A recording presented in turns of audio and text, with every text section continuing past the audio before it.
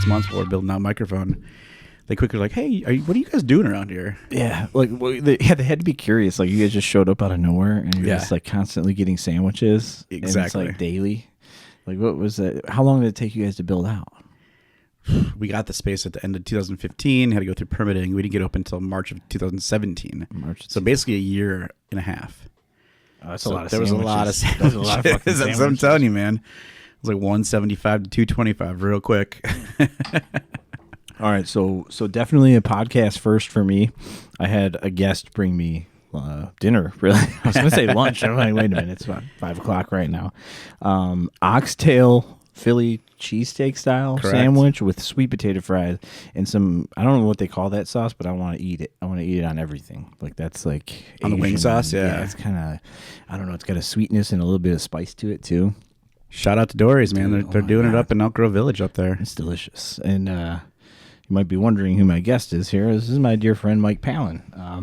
Mike Pallen and I have done many a podcast format and audio together. Our first real video podcast, I think. But you're a man that's more than, we met in the beer world, but you got a lot more of a story than just beer and what you do. So I thought it would be really cool for us to sit down. And apparently you thought it'd be really cool to bring me like 8,000 calories of food, which I love about you.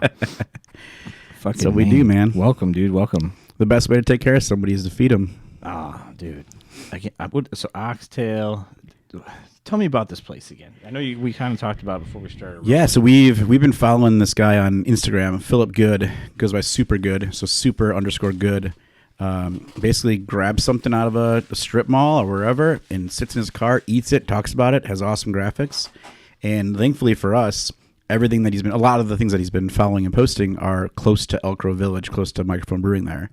So if we see him post something that's within the 20-minute range, we'll jump over there for lunch, grab it, bring it back, and then do our own reviews. And the day that this got posted, it's Dorrie's out in Elk Grove Village. The day it got posted, I ran over there, ran out the door, and they had sold out of the Oxtail Sandwiches. So I was like, damn it. So he only did that one item then? Like that was, or did he grab a couple of things? He showcased this. Yeah, he usually just does one item, eats that in the car. But I wonder what motivated, like, is it something that he heard was like unique to them, or was it something that they're known for, or did he just say, fuck, they got an Oxtail sandwich, I'm checking that out? I mean, I had no idea they existed. We got to get this guy. I had no idea they existed. You should get him on, yeah, for sure. I know he just had a baby, so we were trying to get him to be the judge at our burger battle. Oh, that would be sweet. So he couldn't do it at the time, but I'm sure he'd be down to do this. But yeah, we followed his lead, went over there, and then I couldn't get it, and so I reached out on Instagram and said, hey, we're local. If you guys ever want to do a food truck pop-up, come on out, this and that. And then when I knew about doing the podcast, I was like, let me swing by there, pick up some sandwiches, and they were gracious enough to actually give us this food tonight. Oh, damn. So, yeah. Well, they're beautiful people. It's so good. I mean, I think we both decided that we've both never had oxtail. Ever. I don't think I've had it in any form. Yeah, and when I saw this, I was like, this is insane. I mean, look at how tender that is. It's so great. For fear of losing people listening, and while I'm chewing into a microphone, I'm just going to, I might gently pick at the oxtail while we talk, but it's so good. Sweet potato fries, not usually my favorite. Very good. Yeah, I'm torn between if I like the seasoned ones better. Seasoned fries are an easy win for me. Yeah, I agree. It's always an easy win for me. I agree. I'm just looking at our camera. I'm not crazy. No, we look good. All right, cool. I was having a little moment there for a second. I was like, do we look so off-centered or no? But the story of my friend Mike Pallen here, the reason why we know each other is from craft beer, my days working in it. But before that, my little passion project podcast that I started, and basically couldn't get anybody that brewed beer and owned a brewery to come on at first, and got some bottle shop owners and then a brewery that was about to open. And it kind of snowballed a little bit. I think I reached out to Mike pretty early, and it was really hard. I mean, just Mike's business was like a hockey stick at the time. It was just fucking up and to the right. It was, you guys were flying through beer. You were so small and just so popular. And then eventually Mike, I think we had a mutual friend, well, a guy who came on the podcast from St. Aaron, maybe? Was it Ryan? Was it Ryan that eventually was like, oh, I went on there. It was pretty fun. And then you emailed me and were like, hey, I know you talked to me or asked me a long time ago, but, I do the podcast now. That's exactly how it was, yeah. Right? Yep, right. Both Ryan and Brent were like, dude, it was a lot of fun. You should do it. Those guys. Hell yeah. You know who was on that episode with them? It was Fitz? It was Roger. Oh, Roger, nice. Roger, because he was still with Forbidden, or with Corridor at the time. Yep. Yeah, he was still at Corridor at the time. Yeah, that was how I got my big fish Mike Pallen on. Once I got Mike on, I knew like, all right, this podcast is not that bad. And it wasn't me personally blowing you off. It was just at the time. I mean, it was nuts. I knew you guys were so crazy. I mean, you're still a popular brewery, obviously, and you've expanded and everything's bigger and better. But I mean, that was that heater of the time in craft beer. Man, we got so lucky to be a part of that. At the top of the local scene. So we were very lucky to be a part of that timing and just to have that.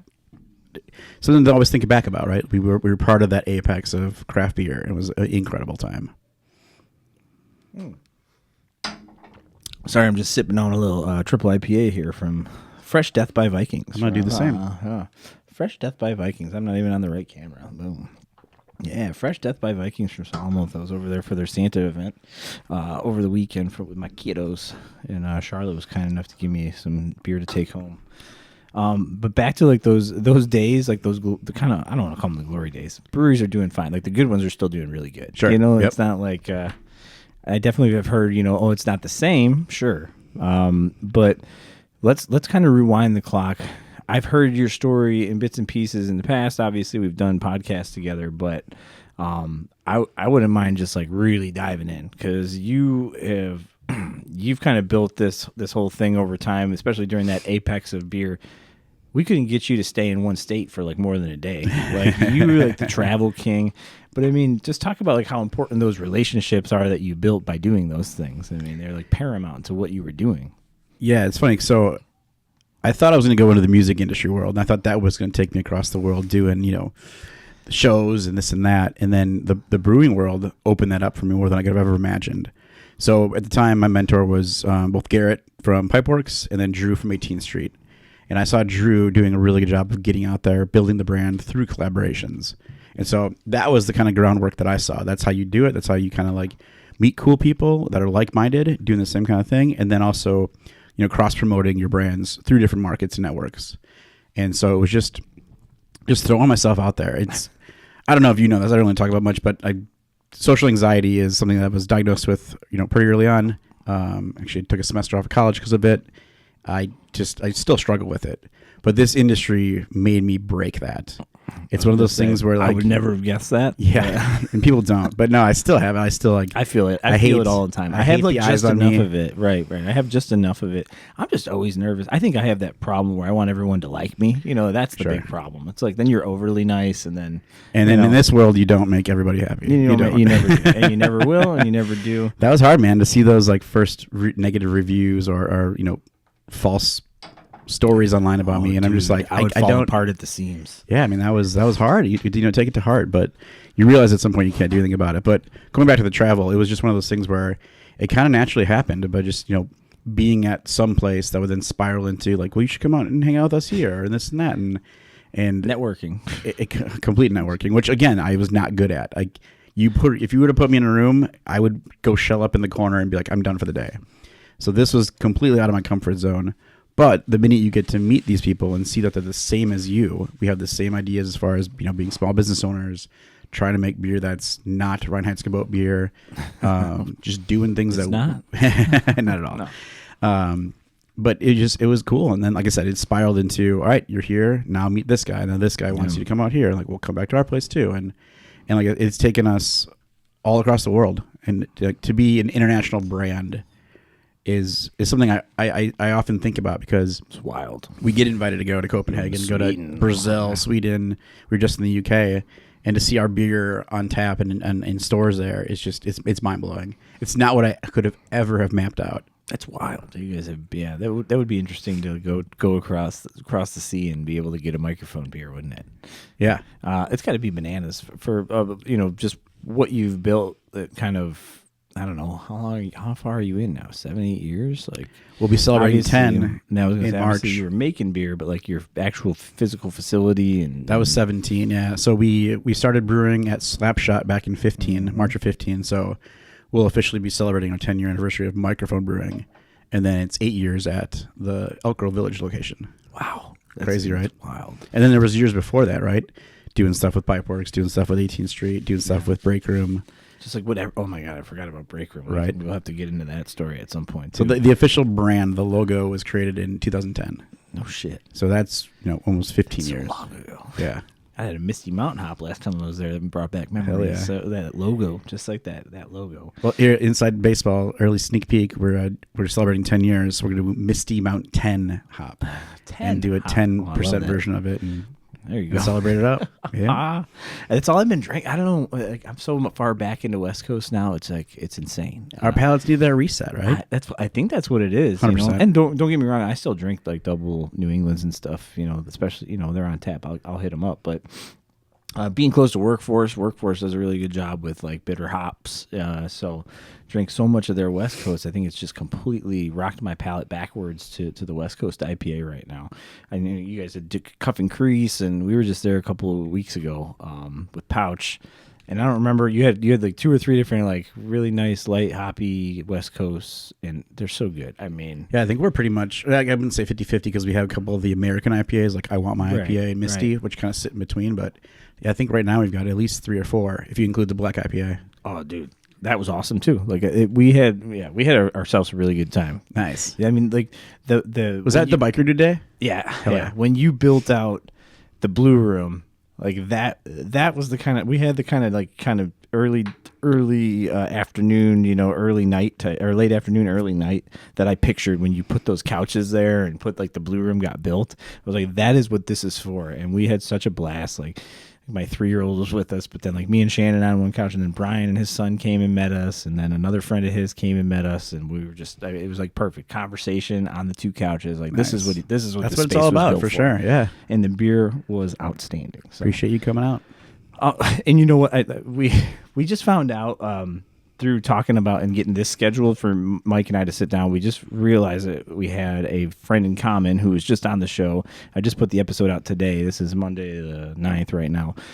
His name is Ed Murr, but Murr, as a lot of people knew him. And so Mike and I were texting the other day, and I was like, "How do you know?" And he was like, "When I say Murr, you say play." I'm like, "Oh God, I remember that from his shows." Yep. He had live albums and stuff. So if you'd ever listened to the podcast in the past, when Mike was on, Mike has a whole story from his days in music, which I know we talked about, but I don't know how much we really got in. I'd have to go back and listen. Like, I don't remember us getting like too deep into that world. But Yeah. that's something I really wanted to pick your brain about, because like, For sure. like when did it hit you that like this is something like music? Like obviously your brewery's Microphone Brewing, so you definitely got a connection to music. But like when you were young, coming out of high school, like were you a band kid? Were you just like a big music lover? The kid that always had headphones on. Like It goes back further than that. It goes back to when I was honestly like in 1st grade. And I remember like my teacher was playing this song on her radio in class, and I was like, "Hey, is that Andres Wiedenwolder?" And she's like, "How do you know that?" What is this? Yeah, this artist. And I'm like, "Well, Mom plays it all the time." And then music was always around. And so like I have a tattoo. So your family Yeah. was it? Like, Where words fail, music speaks. And it wasn't like any of us played music. There was definitely an electric guitar in the house, but I didn't play music. It was more about listening to it and always having it on because it just created a vibe, right? And then singing. I got into choir. So I thought I was going to go be the next Kenny G. So I got myself a saxophone in 5th grade. Hell yeah. And I had an uncle who worked at a reed company, so he sent me just boxes upon boxes of reeds. What? And I was like, I'm gonna do this. Like, love Kenny G. And then I was like, a couple of practices in, I'm like, not for me. How old are you no at way. this point? 5th grade. 5th grade. Oh yeah. Yep.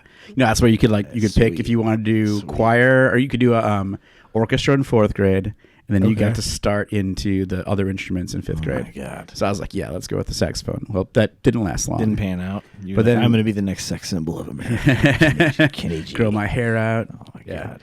But no, then in middle school, I got to take choir class, and it led into understanding that I was a good singer. And I was, doing the whole solo ensemble, winning gold medals for that. Oh shit! I didn't know you had this skill as well. Yeah, I had a really high voice. Yeah. Like I could get really top range at the singing, but that social anxiety that's where I found out about it there. Those don't go together very well, do they? No, when they're like the teacher's like, "Do you want to sing in front of the entire school, the solo?" I'm like, "Absolutely not. Nope, no, thank you." And so I knew that it wasn't going to be my path. There's just no way I could ever get on stage and be a singer. But there was a funny story, and it's somewhere in the attic somewhere. But there's a judging sheet from the judge, and he was like, "Gold medal. I want to take you home and have you sing to me all day long." And I'm like, "That is fucking weird." Super creepy.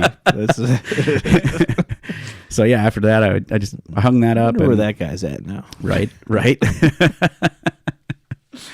But yeah, I mean, I still like thought about doing the boy band thing in high school with some friends. We had like a little group of 3 of us a couple that could sing, doing stuff. Of you guys that could sing a little bit. Yeah, we were like we just dress the part and go on stage during like the talent show at school, and I was like, no, this is not for me, not happening. Well, social anxiety will take over there, right? The worst time possible. It sucks, man. It's definitely kept me from some moments in life. Like there's definitely things I can think about and sit back and go, oh, I would have done that if I didn't have that, but it's who I am. So I mean, let's see. So when did you graduate? What year? High school was 2000. 2000. Okay, yeah. So that was not the time to. I mean, that was like obviously a hot time in America for boy bands. Yeah, but not as 13, 14, 15, 16-year-old boys that are just gonna rip your shit. Yeah, no, thank you. But you're into singing and dancing. Yeah, right. Yeah. Exactly. But it was that summer of 2000 that I went to Summerfest in Milwaukee, and it was Ben Harper was the headliner. God. And then before then, there's this band playing, and I see like the crowd getting into it, and they're doing this like 4, 3, 2, 1 thing, and I'm like, who is this? And that was when I was hooked on Guster. Got introduced to them, got hooked, got home. Guster. Did for 2000 you dial up AOL, yep, see how we can figure out more about this band, and they had a whole like be a street team member. Yeah. So hit the pavement and spread the word. Street team guy. Yep. So that kind of springboarded me into I like promoting bands. Let's go down this path. And so I knew after college that I wanted to get into the music industry. So my dream was I went to University of Wisconsin-Madison. Where were you living at the time? During your high school years? I was in Mukwonago, Wisconsin. You were in Mukwonago at the time. Okay. There were like more cows than people at the time. But hell yeah, dude. Yeah, it's a ton. It's awesome. So that was during high school. Yep. So how did you come across like Ben Harper and like all that stuff? Like was that? It's just like friends when you're hanging out in people's basements and playing poker or whatever, and someone's throwing on a new CD that they got at Best Buy, and let's check it out and dig into it. I always think about like how did I end up like even finding Dave Matthews and like all these. A lot of it though, like I mean, Best Buy had such a good like new artist selection, right? Yeah. And so you would just go there and you'd take a chance on a $9, $10 CD, throw it in. That was the prices, wasn't it? Yeah, it was great. And we had like the Crow's Nest here. It was like the local little shop. Yeah. And they always had like, cool import section. You get these Metallica albums that were from like Europe or something, like 20 track 2 CD sets and stuff. Yep. So I think that's like where we got that. And then like they'd have posters and shit, you'd buy posters. Yeah. So I think that's like I'd be like, oh, that guy Dave Matthews, you'd see his record in there. You're like, oh, okay, like but a guy like Ben Harper wasn't like mainstream successmean. Like Steal My Kisses obviously was a big one. I don't know. But that's what I love, man. I love. Did Guster ever like really hit? I don't remember. I mean, they definitely got a couple songs and commercials, but they never got that like national crazy. But they have a huge following. They kill it. They're Dave doing Matthews great. They do just fine every year. But yeah, it was like understanding a band you never heard of can be this awesome. I got to go discover more of these bands. So I know, flash forward, I'm going to University of Wisconsin-Madison. There's a bunch of awesome record shops on State Street. Go in there, peruse, grab stuff. They'd have like the album flats, so you could bring those home. My entire dorm room was just covered in those things. And it was music all over the place. It wasn't just the indie bands, but like I still have it. If you go and see my CD book, the first 5 pages are Bone Thugs, Mo Thugs, all the. I love Bone Thugs and Harmony so much. Dude, Crossroads. You know what? I always loved when Kyle Schwarber would come out to Thuggestra. Yeah, right.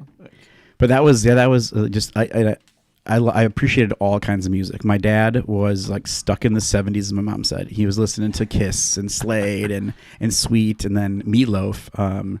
He's driving me to CCD, and we're listening to Bat Out of Hell. Like it's hilarious, right? And then my mom was the boy band. She was the one discovering all the new stuff and teaching me all that stuff. So I definitely saw a breadth of music. And then obviously my grandparents had the Johnny Cash records and all that good stuff. Alabama was my first concert I went to. Dude, Alabama. How crazy. Yeah, Alabama kind of one summer. The next summer was ZZ Top. So that was, again, all over the place. Alabama would be a cool first show to see. They're great. You gotta have a fiddle. Like a normal, right? You gotta have a fiddle in the band. You know what? You're gonna play in Texas. Yep. Dude, that's a good, because people are always like, what's your first show? It's like, Some people have really lame ones. Yeah. It's actually Alabama. I'm down with that. Alabama, the Wisconsin State Fair. So that was dude, it. Even better.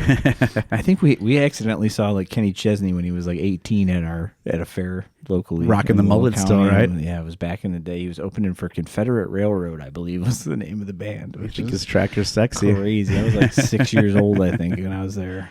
Mom's like, oh yeah. And that dude became a huge star. Oh yeah. So I mean, you're going through all this kind of journey. Like, obviously, street team's one thing, but then to start pursuing it, as a career, like, how do you come to that decision? Like, what would they offer at like Wisconsin to? And it wasn't anything there. It was mainly like going to shows. Right, there's a ton of venues in Madison that you go to, and just going to shows and feeling that excitement of wow, live music really makes my heart tick. This is awesome. This is something I want to be a part of. And coming from a small town of Mugwanago. Madison was the next step. I wasn't ready to go move out to LA right away. Mm-hmm. So I'm like, let's go down to Chicago. That's the next big city that can get me a bridge to getting confident to go out to LA. So what were you like at that point in your life? Like, what was the mindset? Did you have like confidence in yourself, like in your skill? Were you like overly driven? Some people are, you're like, I like music. I'll just A to B. But I mean, it almost sounds like you had a plan. Like, I definitely knew I wanted to be a part of that, whatever aspect it was, and like researching. I love marketing, I love advertising, and I loved the music part of it. So to me, bringing it out all together was my path. Okay. And then obviously new bands. So something like A&R, doing that project of going out to clubs, finding new bands, bringing them to the label, getting them signed, and then helping promote them would be the dream job. And I kind of got lucky in Chicago. Moved down, started working for Clear Channel doing television ad sales. So it was like digital. So we'd work with the advertising agencies. We'd get ads. We'd place them in the computer, and then they would show up on, let's say, the 10:30 slot or this and that. And so it was just moving air around. It was kind of basic, but. So for that gig, like you're out of college and you just see this on like Career Builder or something, or how did you? I had some friends who also moved down from Madison to Chicago, and they were all like, "Let's check this out." So it was NBC Tower, downtown. Yeah. It was for us like coming to a big city. It was sexy, right off of the river, right off of Michigan Ave. Whoa! So it was a fun. The office was like a donut. The outside were all the account executives. The inside was all the young kids. So it was a bunch of us, 21-year-old, 22-year-olds doing what we did and then going and doing happy hours afterwards. So it was fun, but it wasn't my path. I knew it was a good way to get down to Chicago. And so I was lucky enough to discover Aware Records was in Evanston. And so they had a great list of artists on their catalog, including like John Mayer and stuff like that. And so they were like, we need. He's my secret love. Nice. He's an amazing guitarist. I'm a huge fan of John. Yeah. But they would ask for, again, street team people to go hand out CDs and hand out this and that, or work at the merch booth at House of Blues and sell T-shirts and stuff. Threw my hand up, and as time went on, I got known as the music guy. And so a coworker went on to a different company. It was a digital music company in Chicago. And she's like, we got an opening. I think you'd be perfect for it. So I threw my hat in the ring, did the interview, interviewed with 3 different people. 2 of them said yes, 1 said no, got the job. And 2 out of 3 ain't bad. Do you want to know who the 3rd one was? No. My wife. No. She was the one that said no. Yeah. Well, we weren't dating. I hadn't even met her at the time. This is when you first met her, or yes, that's when I first met her. Holy Christ! Isn't that hilarious? That's wild. No, I can't believe I never knew that story. Yeah, that's great. That's how we met. So then I ended up sitting in front of her in the office, and there you go, another Meatloaf song right there. Yeah.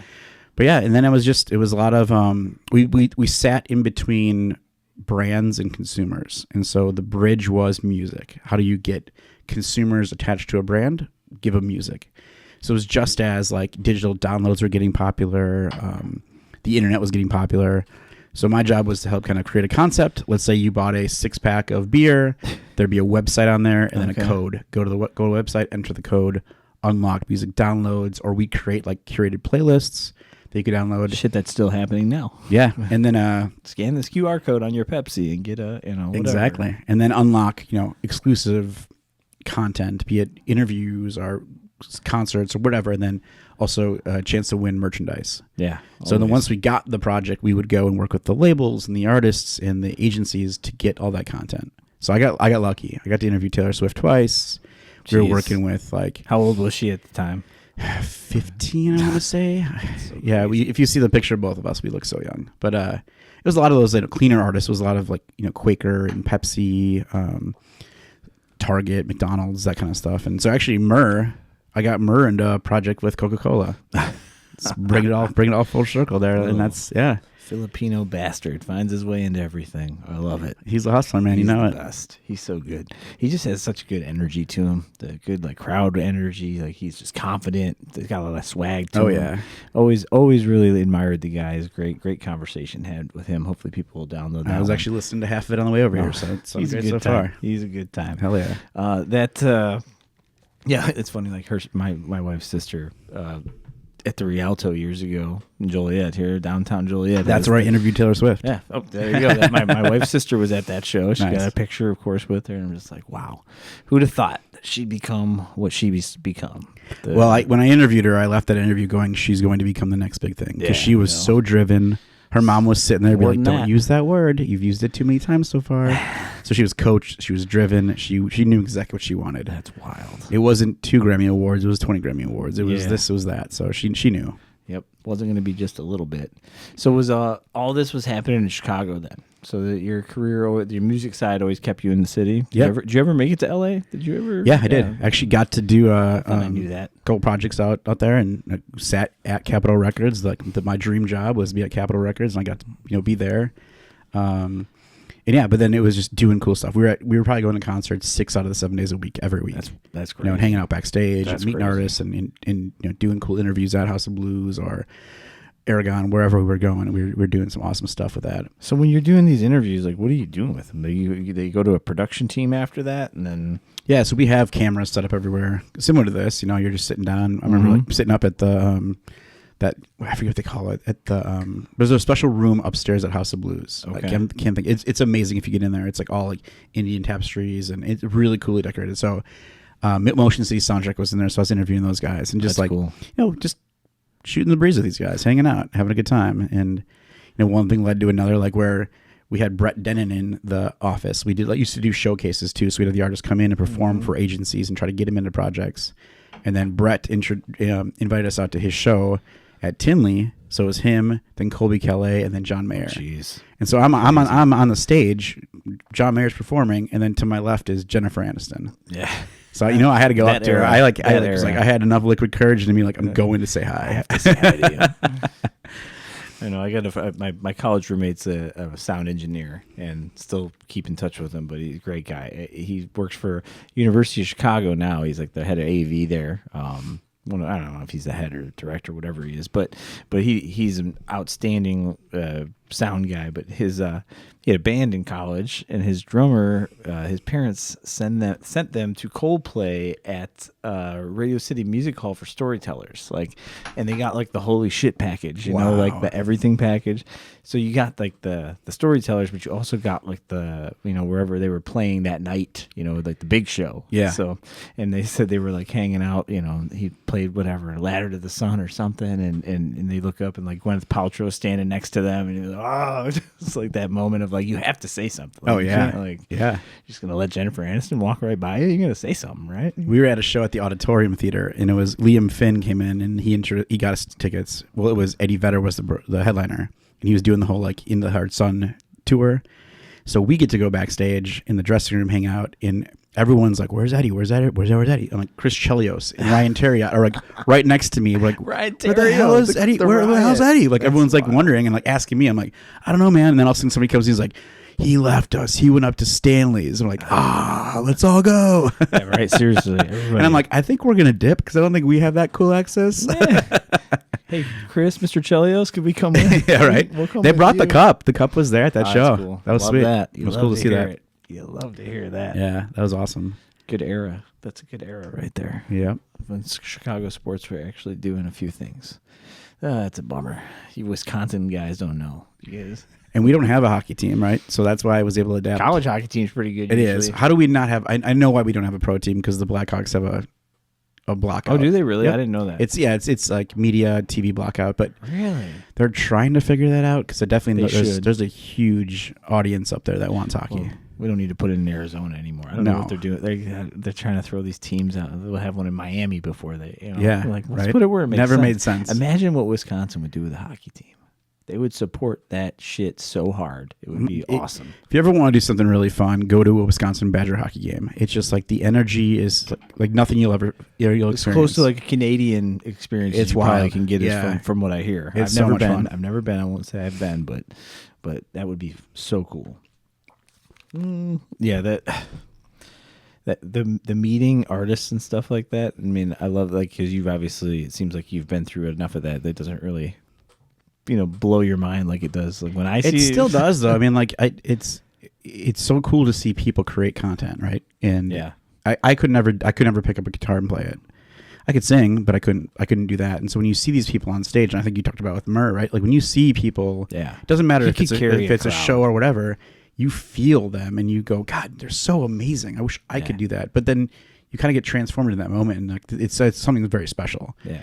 And so that's why I try to get to concerts whenever we can. It's definitely harder now with the kids. We and don't do business. shit. I know, right? Shit anymore, man. Like I know. And I'm talking to Murr just reminded me of all the shit that I don't do anymore. We're actually going to try to make it out to his showcase on next Wednesday, the 18th. So we're doing our best. Couple of college buddies of mine. We're trying to get together and meet out in Berwyn and go over there. So Nice. I have a call with him tomorrow, so hopefully we'll book him out at Microphone. Oh, dude, it's sweet. Yeah, That's awesome. get him out. That'll be fun. We'll definitely be there for that.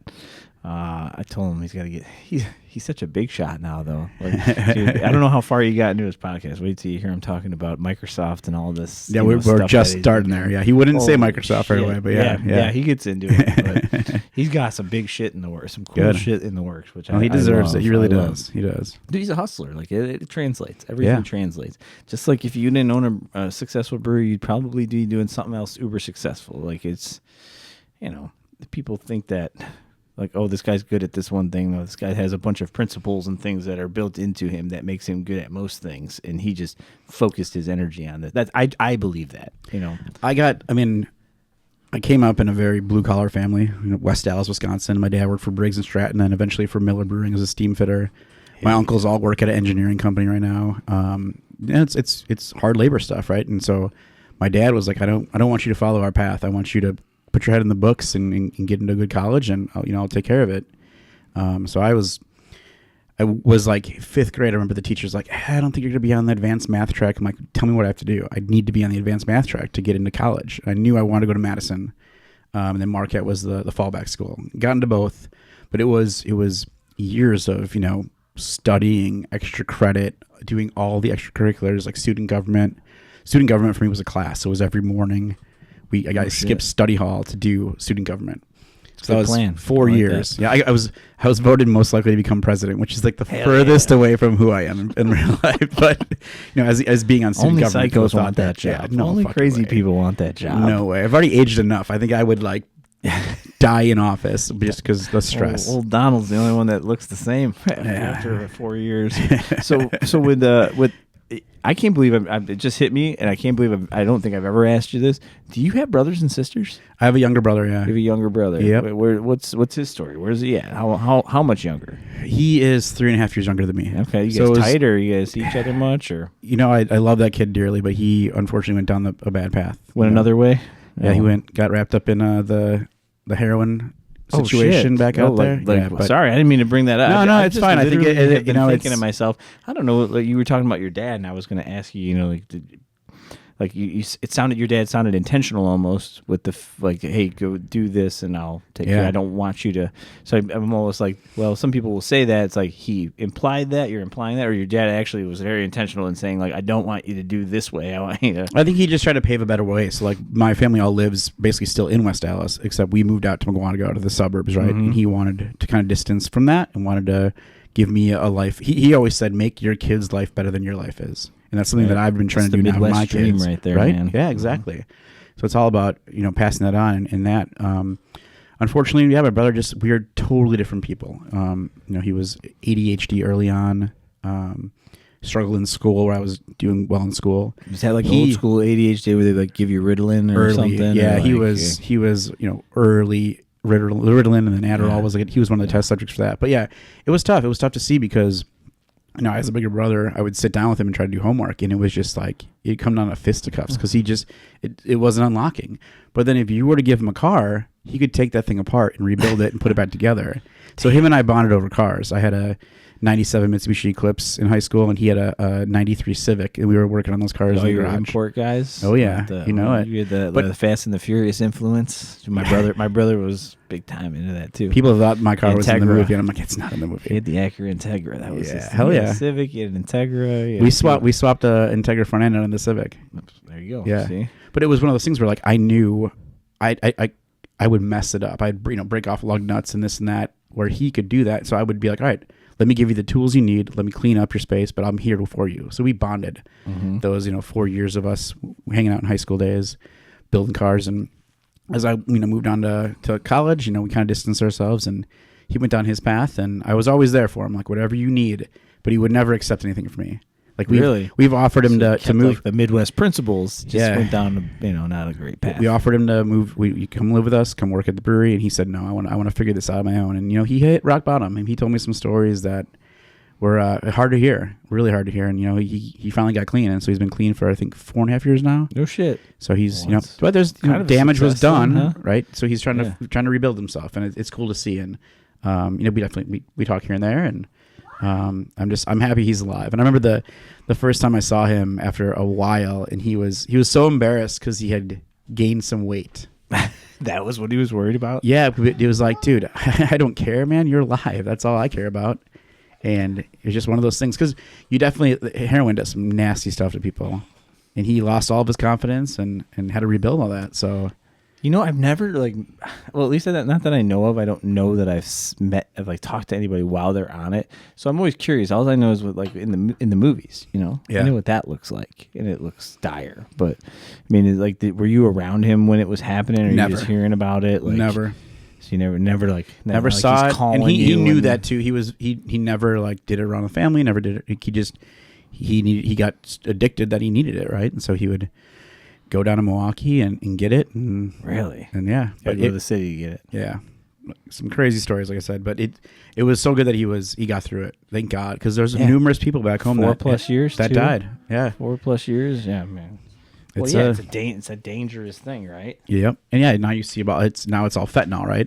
Well, that's what scares me. Sorry, we got my little 3-year-old just decided to bust in here and start getting. That's the beauty of the kids, man. It was wild. I think he did pretty good at hiding himself. The camera's on you, so nobody could see it. He was quiet for the most part.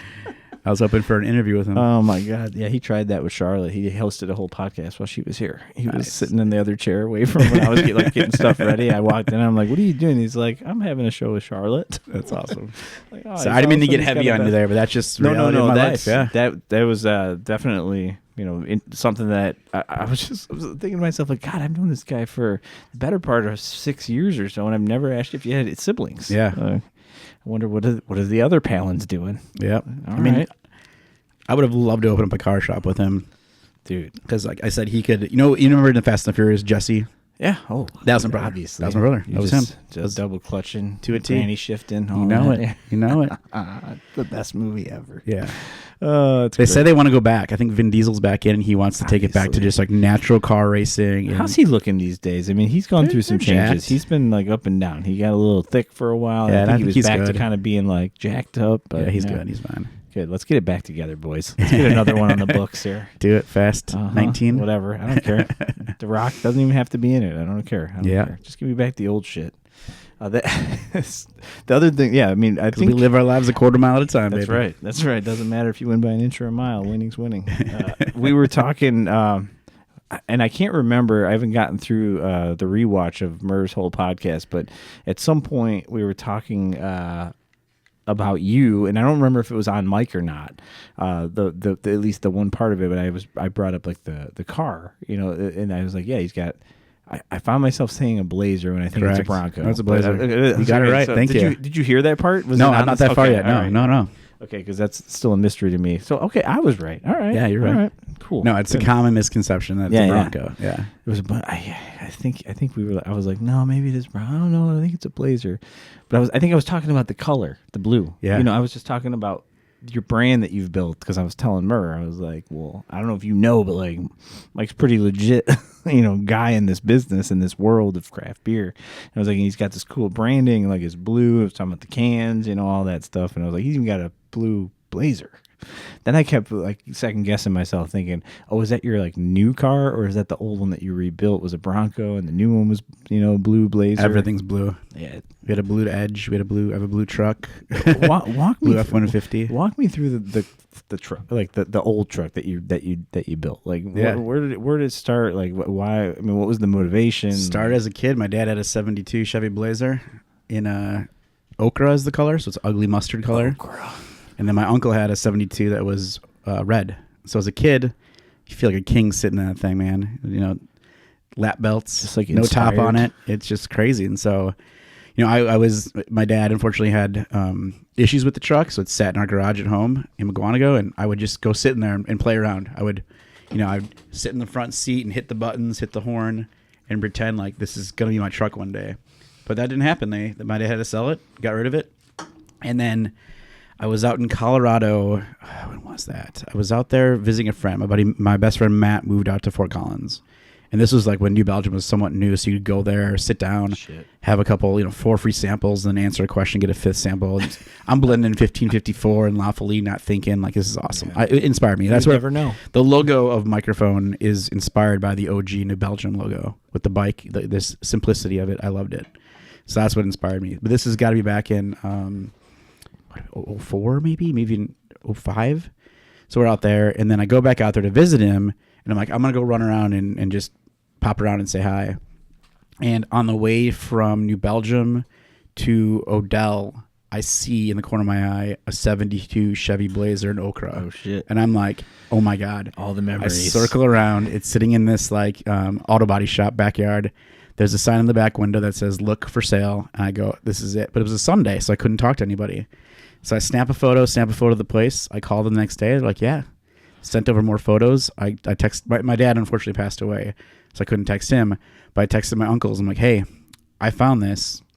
Should we go get it?" And they're like, "Absolutely, absolutely, we gotta go get it." Well, that's cool. You got some ride or dies there. Yeah. So I met him up in West Dallas. We took his truck and trailer out there, drove straight out, slept at my buddy's house actually got the Blazer, put it on the trailer, slept at my buddy's house for 2 hours, and drove straight back.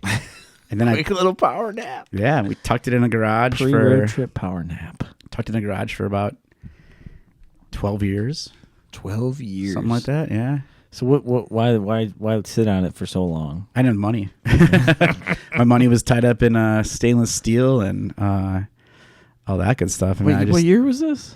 This was actually it was probably more like 08 we got this. Okay. Now I'm thinking about it. Yeah, because in the brewery was slap shot closer and closer to pursuing this other dream. Yeah, exactly. Okay. So no, it just sat and then finally my mom was moving to Florida, and it was in her new husband's business garage. Like, we got to get it out of here. Shit.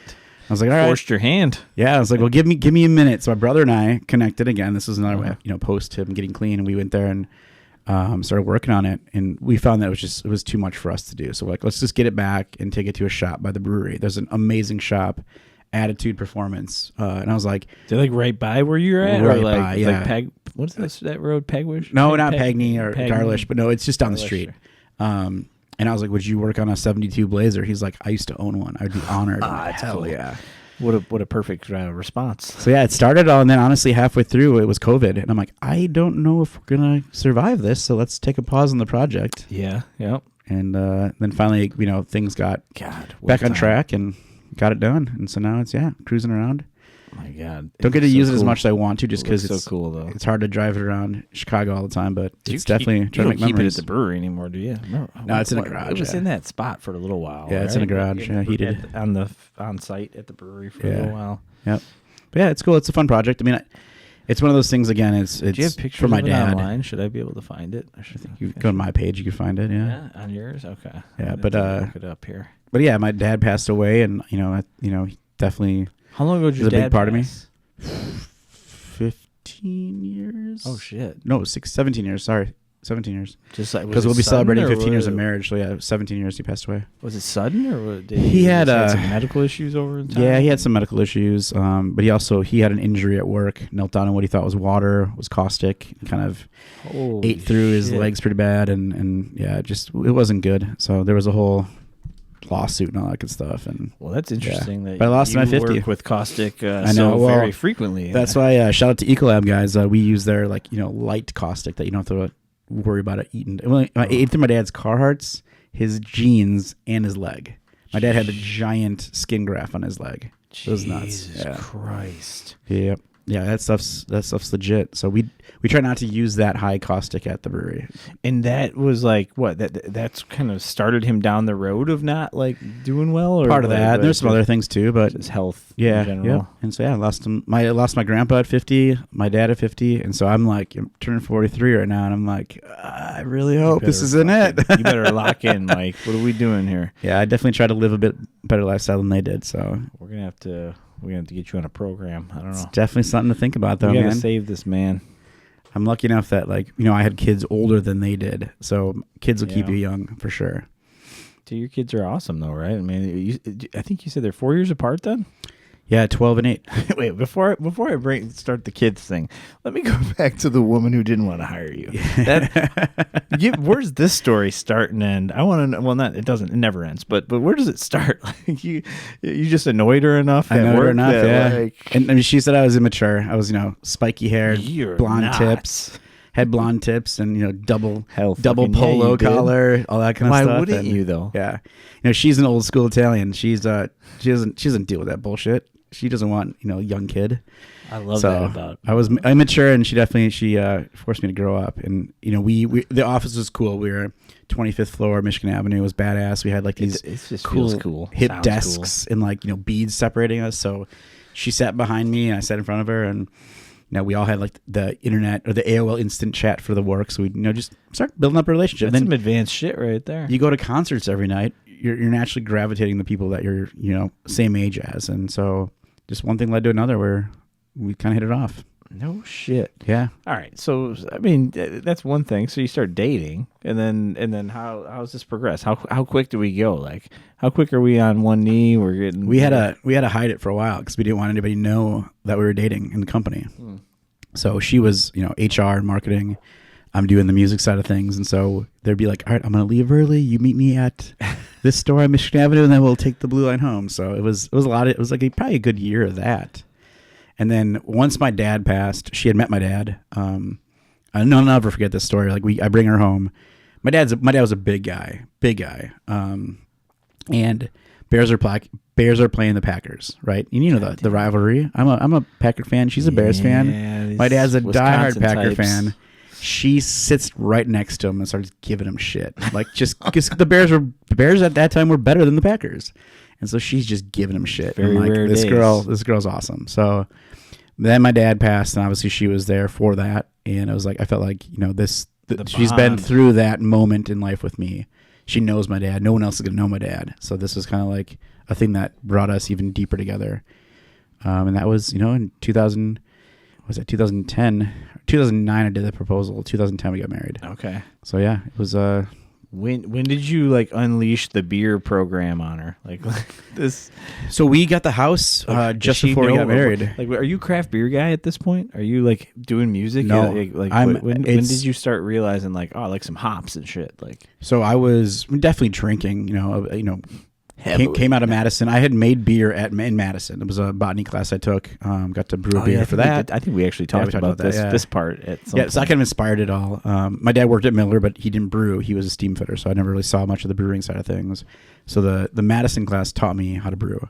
So I knew beer. I knew what I liked at the time was Hacker Shore because there was not much else that was unique out there. And then I'll never forget my boss kind of knew that I was into beer, so he's like, "I'm gonna let you order all the beer for the holiday party." So I ordered Amstel and I ordered Goose Island Christmas Ale. And that Goose Island Christmas Ale back then was 11%. People got lit at that party.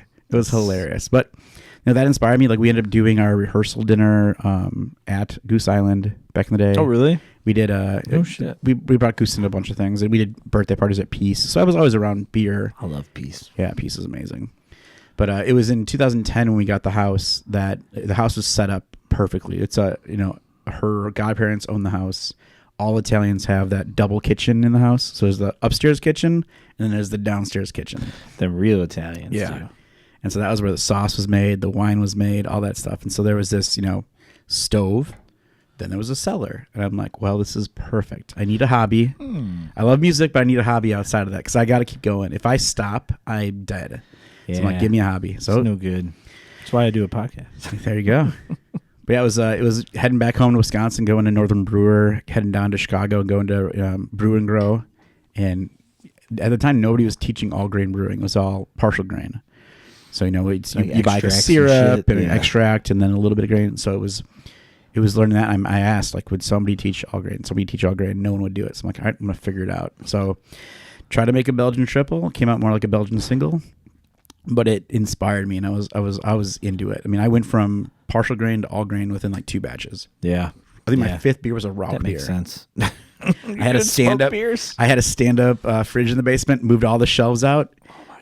Brewed a rock beer, lagered it in that cooler, and we're good to go. And I knew at the time that like I didn't want to hand anybody just an amber bottle. I wanted some kind of logo on there because of my marketing background.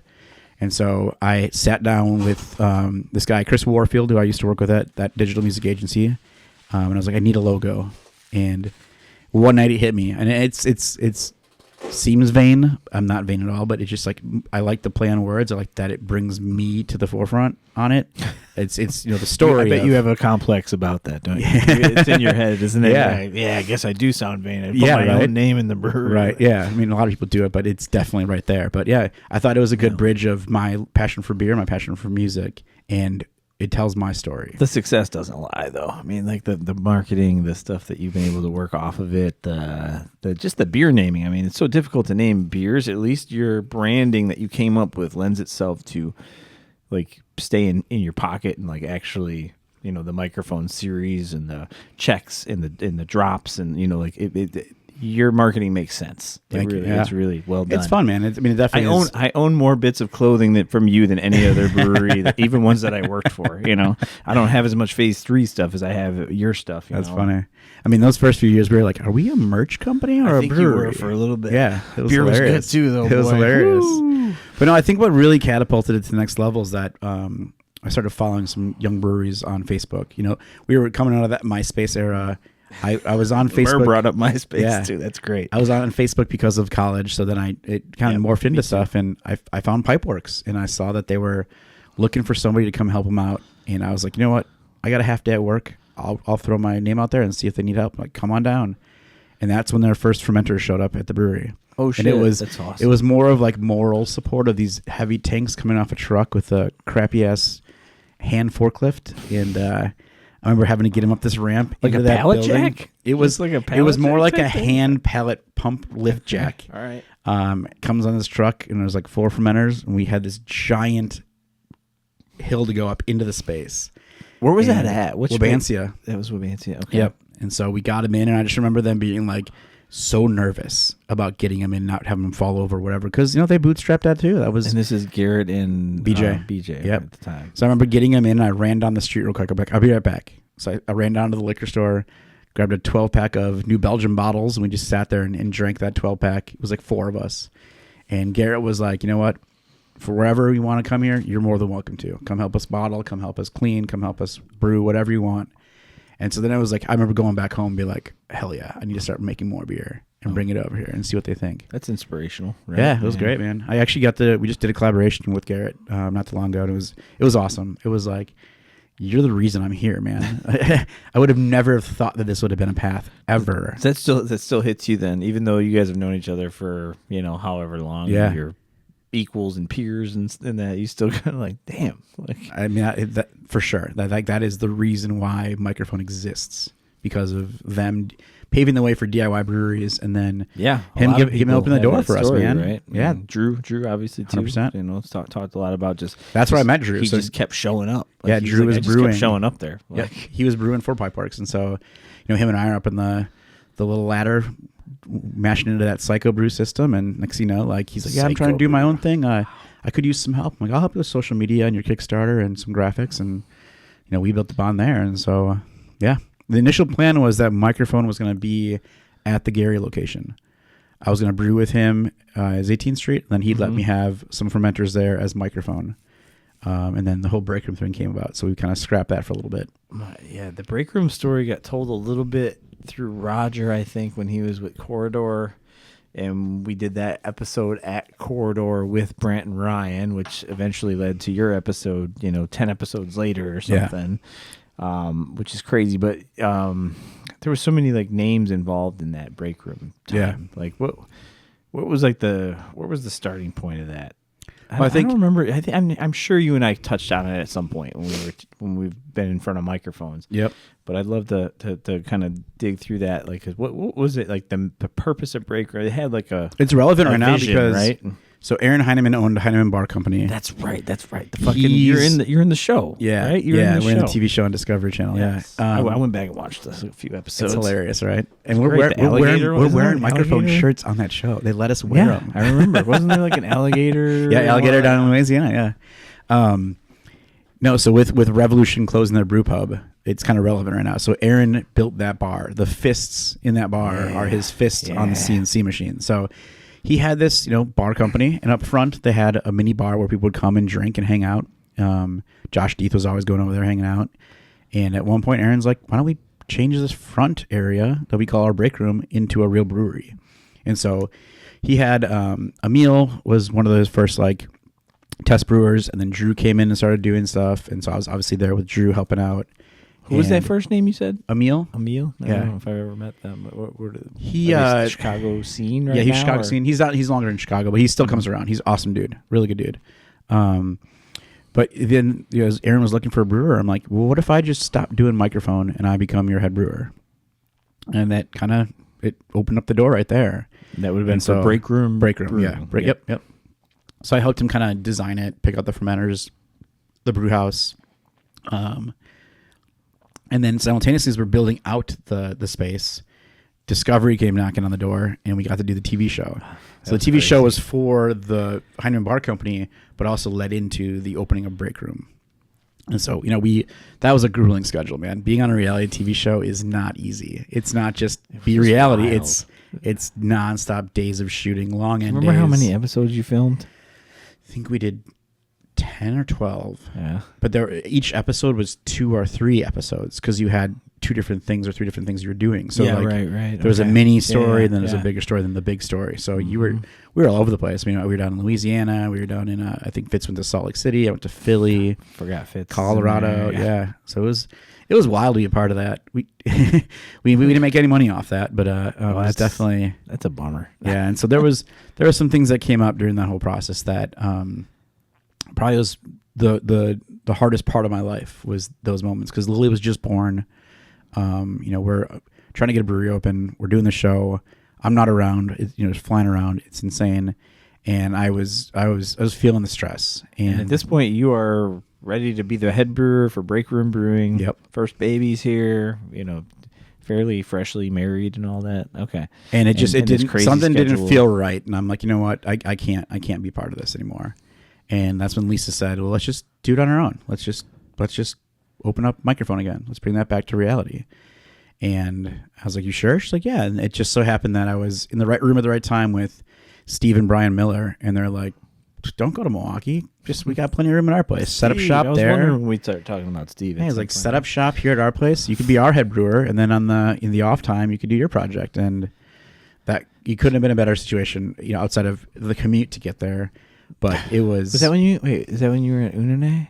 No, Unune was after. No, that was Unune was after. Yeah. Okay. So it was Park Ridge Where down was to that K-Town. space at? Okay, K-Town. I think that's a piece of the puzzle I don't remember. Not too far from where Lagunitas was, down the street there. Yeah, so that was a hike, and you're driving through some sketch areas to get down there. Type. Yeah, and then we were like, I remember going at some nights 3 a.m. Yeah. And having to bring the car inside the brewery, close the doors, clock everything up, because we were around gangland. It was nuts, but we were lucky because there was a school close by that they couldn't be near.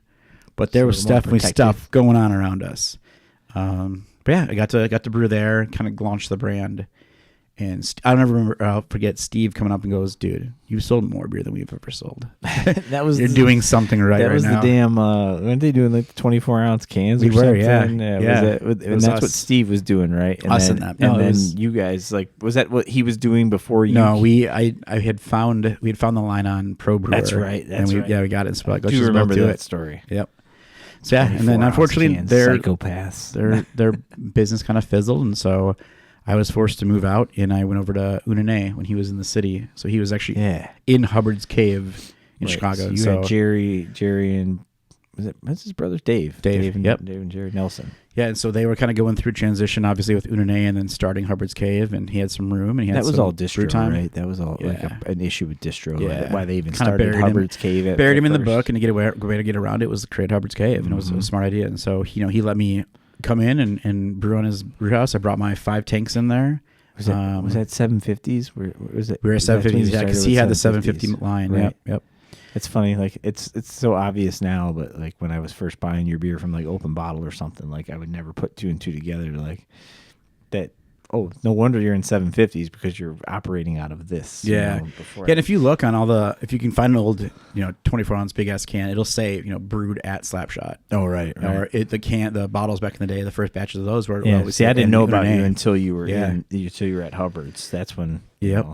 And that was wild. I mean, we would package 2 beers, load up the vans, and spread out, me and Kyle, and get beer out there, and then have the van chasers and a stack of checks and get ready to make the next batches. And it was, like I said, it was completely bootstrapped. I had very, very little money, except I was supposed to go on a trip to go see the Packers play Seattle, and I decided to skip that game. And I had a little bit of money saved up, and I was like, let's take that and convert that into 2 fermenters. And that's I set up at Slapshot, and that was it. And then 2 became 4, and 4 became 8, and now we have 23 tanks. And so it was definitely just baby stepping all the way through. I mean, I remember like being so blown away by the color of the beer that I would pour out of your bottles. Like, it just nobody was doing it at the time. Like I think like Noon Whistle and Hailstorm, they had a few, like I don't know what time frame, but they were doing the Cloud series at Hailstorm, and the Gummy series was brand new at Noon Whistle, and just local suburban beer, and then going and picking up. It was probably a version of Secret, a special sauce. Yeah, sorry. Yeah, I think that. I mean, outside of, I would say if you really look back at haze in the Midwest, it was probably Transient, Narrow Gauge, and Microphone were the first to do it. See, I hadn't gotten my hands on Juices Loose at that point, because that was like a beer that everybody talked about. That was like a big spark. I mean, this is like Chris was doing end of 15, so I think they were a little bit before that, but it was definitely like. Who else did you say there besides Narrow Gauge? Narrow Gauge, John St. Louis. Yep, dude.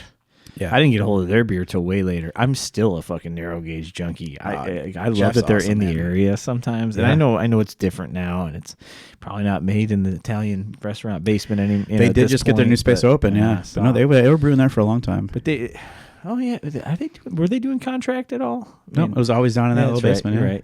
Yep. I think he started Fallen Flag and OJ Run and I know there's another staple beer I'm missing, but they're so good. For me, it was that like we were drinking all the stuff from the East Coast, the Heady Topper, the Julius, all that stuff, and we're like, dude, why can't we do this? Let's just do this, And I was at a trip out in Portland, Oregon, met Jesse from Imperial Organic Yeast. It was Organic Yeast at the time, but now it's just Imperial Yeast. And British 5 or it was 3 or he sent me home with a bunch of cans. I'm like, what if I mixed this one and this one? He's like, that's interesting.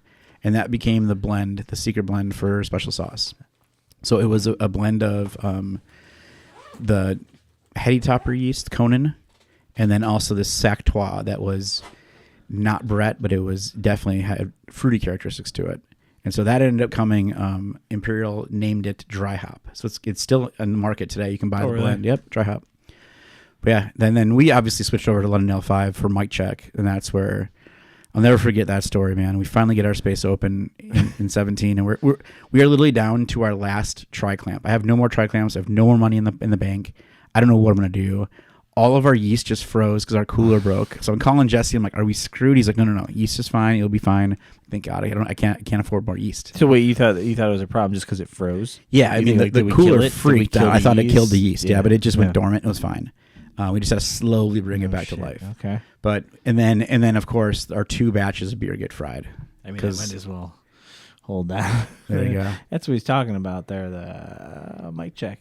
But yeah, the Still the staple double hazy, right? 8% all Citra. 8% all Citra. Yeah. So the first batch was a Kolsch that we did. It was called house beer, just to see if like what would happen. Wait, you said burn up, right? I know that story. Yeah, we have heating elements, and it was the wrong brand new system, right? Well, it was not. We actually inherited the Slapshot system, brand new to you, basically. But their power source was different than our power source because we have old school Chicago grid stuff that's like 3-phase plus high leg. Well, the high leg trips and it fucking fries the first 2 batches. So microphone check was supposed to be microphone check, not check 1, 2. The 1, 2 comes out of the fact that we had to do it again. So microphone check 1, 2. And I remember like finally tasting it out of the fermenter off the Swickle and being like, oh, dude, we fucking did it. We did it. Here it is. We're back. Because we didn't brew for like 6 months. As Jerry moved out of Hubbard's Cave space up to Niles. And so we just had our equipment sitting in Elk Grove until we finally got the permits to finally start brewing. So it was months on end before we could actually brew beer. And so it was like, we got to get this thing back on and we got to get going to it. And then now this. I got to show a pretty picture of it. This is our number 1 selling beer. I mean, what a tasty beer. This beer got me, but I mean, that's a nice photo. Where did that come from? I don't know. This looks like maybe a Tavor. Oh, it's Tavor. Tavor, nice. It's Tavor. Nice. That makes sense. But what I was saying when I was talking about like being blown away by the colors and stuff, I'm trying to think of some of the first beers because if I'm thinking about it now, Secrets or Special Sauce isn't like that overly light. Like it's orange. It's got more orange hue to it. But there was a beer that you used to do, and I can't remember, and you might still do it, the actual name, but you'll probably be able to pull it for me. The one that had like the psychedelic label with the pineapple on it. It's got like Semi Fantastic. Yeah, Semi Fantastic. Yeah. That beer, when I first poured it out, now I'm glad you said that because now it reminded me of another beer, the Seance. Those beers, that color is gorgeous. Those beers were some of the first beers like that I had from you in those big bottles, and I was just like, nobody's doing this. This is so unique, and the flavors were incredible. The color was stupid, like nobody. Which honestly was like it put us in an awkward position being in Chicago, right? Chicago's deep, rich history of beer, and there was a thing called Chicago Clear. If you can't see your hand through it, send it back. It's dirty. It's the end of the keg. And so we got a lot of flack from other brewers, from other people being like, "This is not beer. This is not how it's supposed to be done. You're lazy. Hazy's lazy. All this stuff, lazy, man." That's and like, right. I remember people trying to brew hazies once they got hot. Yeah. And I remember people brewing them with like Chico, like California yeast, and they'd be like, "I don't know why it dropped out. All of a sudden, it's just clear." I won't name names, but there's a brewery who posted a photo of them doing a hop dump. And like, look, I made a hazy IPA. And I'm like, dude, that pissed me off so much. I was so mad at that. Like, because when we were first trying to figure out how to make this, right, we knew there were elements to it. We knew there was dry hopping, double dry hopping. There was also like timing of the hopping to make sure that you were getting those proper, things happening. And then also there was yeast and this. But people were like, do we add flour? Do we add orange juice? Do we? And some people jokingly, some people very serious. Yeah. Very serious. And so it was a lot of research, a lot of test batches in the basement trying to figure out how can we make this thing. Well, there would be people that would just be like, I don't know, like it was hazy for a week, and then people brought cans home. It looks like a West Coast IPA. And you're like, well, if you're using like Chico or California like strain, ale yeast, and it's like, it's just dropping out. It's like cold crashing almost in the kegs. But. Well, and then there's different things too. Like I remember as we transitioned brewing over to a different brewer, he came from a lager world. And so water ratio is way different. So some of the beers were dropping out of haze, and we're like, wait, what's going on? And I went through every note possible. Like, what are we doing wrong? Is it the grain? Is it this? Is it that? And then finally I saw the notes, like, the water ratio is wrong. It's got to be thick. Very thick. Very little bit of water, a lot of grain. She got to be thick. But no, I'm one of those who still loves to drink hazy number 1. If I go to a brewery, I'm trying their hazy first. I'm trying their West Coast next. I'll get to lager at some point. Right now, I'm drinking the West Coast first. But I'm always getting the New Englands. Yeah, haze is my favorite for sure. And this is always something, and I'm sure I've said this on a microphone at some point in the last 6 years or whatever, but this is something I've always appreciated and respected about you, because in a world where it's so cool to be like, I don't care about what's trendy, and that applies to all of our whole lives, right? There's always trend, like, oh, that band or that, whatever it is. Like, I like pop music. Like, I like the thing that is the best. Yeah. Like, sometimes, not like fair weather. Like, I like the front runner, but New England IPAs for a long time were, it was cute, and then it was very popular, and then it was financially smart to do, and then it was the top seller, and then it was, well, these are going to go away, these are going to go away, these are going to go away, and like, we're still in 2024, since 2015, they're not going away. Right, we're still wondering when they're going to go away. So no, they're not. And especially as hop producers keep trying to find citrus out of hops. They're not. And I'm going not away. telling anybody they have to like them. No, I don't give a fuck. Like, if you don't like them, you don't like them. But that's also the beauty. That's the beauty of breweries, right? We shouldn't all be the same. We should all be different. Find our different styles and niches and stuff. And there's a whole new way of making hazy right now, where you're adding insane amount of hops, and kind of packaging them pretty early, where they're green. And it looks crazy in a glass, and it tastes like it punches you because of that hop burn. Does that have a like I don't know? Is that happening? And is that called anything specific? No, I just you see it. That? There you see it. There's like two Brewhouse and Fidens are killing it with that style. Mm-hmm. Financially, they can get more money out of it. The Midwest is tough with price point. We're very tough with price point. Like $10 turnaround or 10-day turnaround type thing. You said price point. I'm thinking dollars. But like, is it like 10, a little bit 14, longer than that? But yeah, turnaround? Exactly. Yeah, but it's. I mean, it is in a glass, man. It is. I like it because it looks like murk. Oh yeah, murk, dude. Fidens is crazy. You look at it and you're like, I want to drink that because that's just gonna do something awesome in my stomach. It's gonna fuck me up and kill your taste buds. But I love it. Fidens is wild. Like, I've had a bunch of their stuff, and people always want to hand it to me, and then I like drink it. And I'm like, oh, this is high level New England or whatever. You know? And they're like, oh yeah, it's a triple. I'm like, Jesus Christ, it's 10%. I will say this though, there's no name for that style. But overall, I think we've totally fucked up IPA. Like, what do you mean by that? So for a long time, there was double dry hopped meant hazy. Right. Now there's double dry hopped West Coast. We made a mess of it. You get people ordering a beer and go, "Why is it hazy? It shouldn't be hazy. Isn't it? Why isn't it hazy?" Like, if you we have double dry hop, formerly known as at Workforce when I'm bartending, and it's like, if you don't know Workforce, even though that's like their original beer almost, you know, one of the first.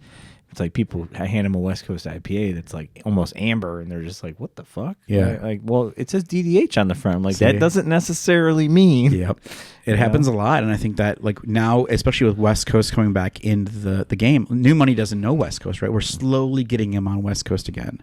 Yeah. And there's new modern day West Coast. Like, you never would put Nelson in a West Coast. People talking about Juicy. Juicy gets thrown in the tasting notes all over, and then people don't know what they're like. I don't know what I'm gonna get. Dank West and Coast? Pine. That was West Coast. Like, now you're chewing on pine needles and trees, which is what I like. But that's fine. Now there's this whole other. It's light Pilsner base with tons of sexy hops, with like that never existed. So IPA overall right now is totally at this like. Jumbled state. Then you're really messing people up with IPLs and cold IPAs. Yeah, and, but I think it's the number one style. New Zealand IPAs, and I love it. I love hops, so man, it's my favorite.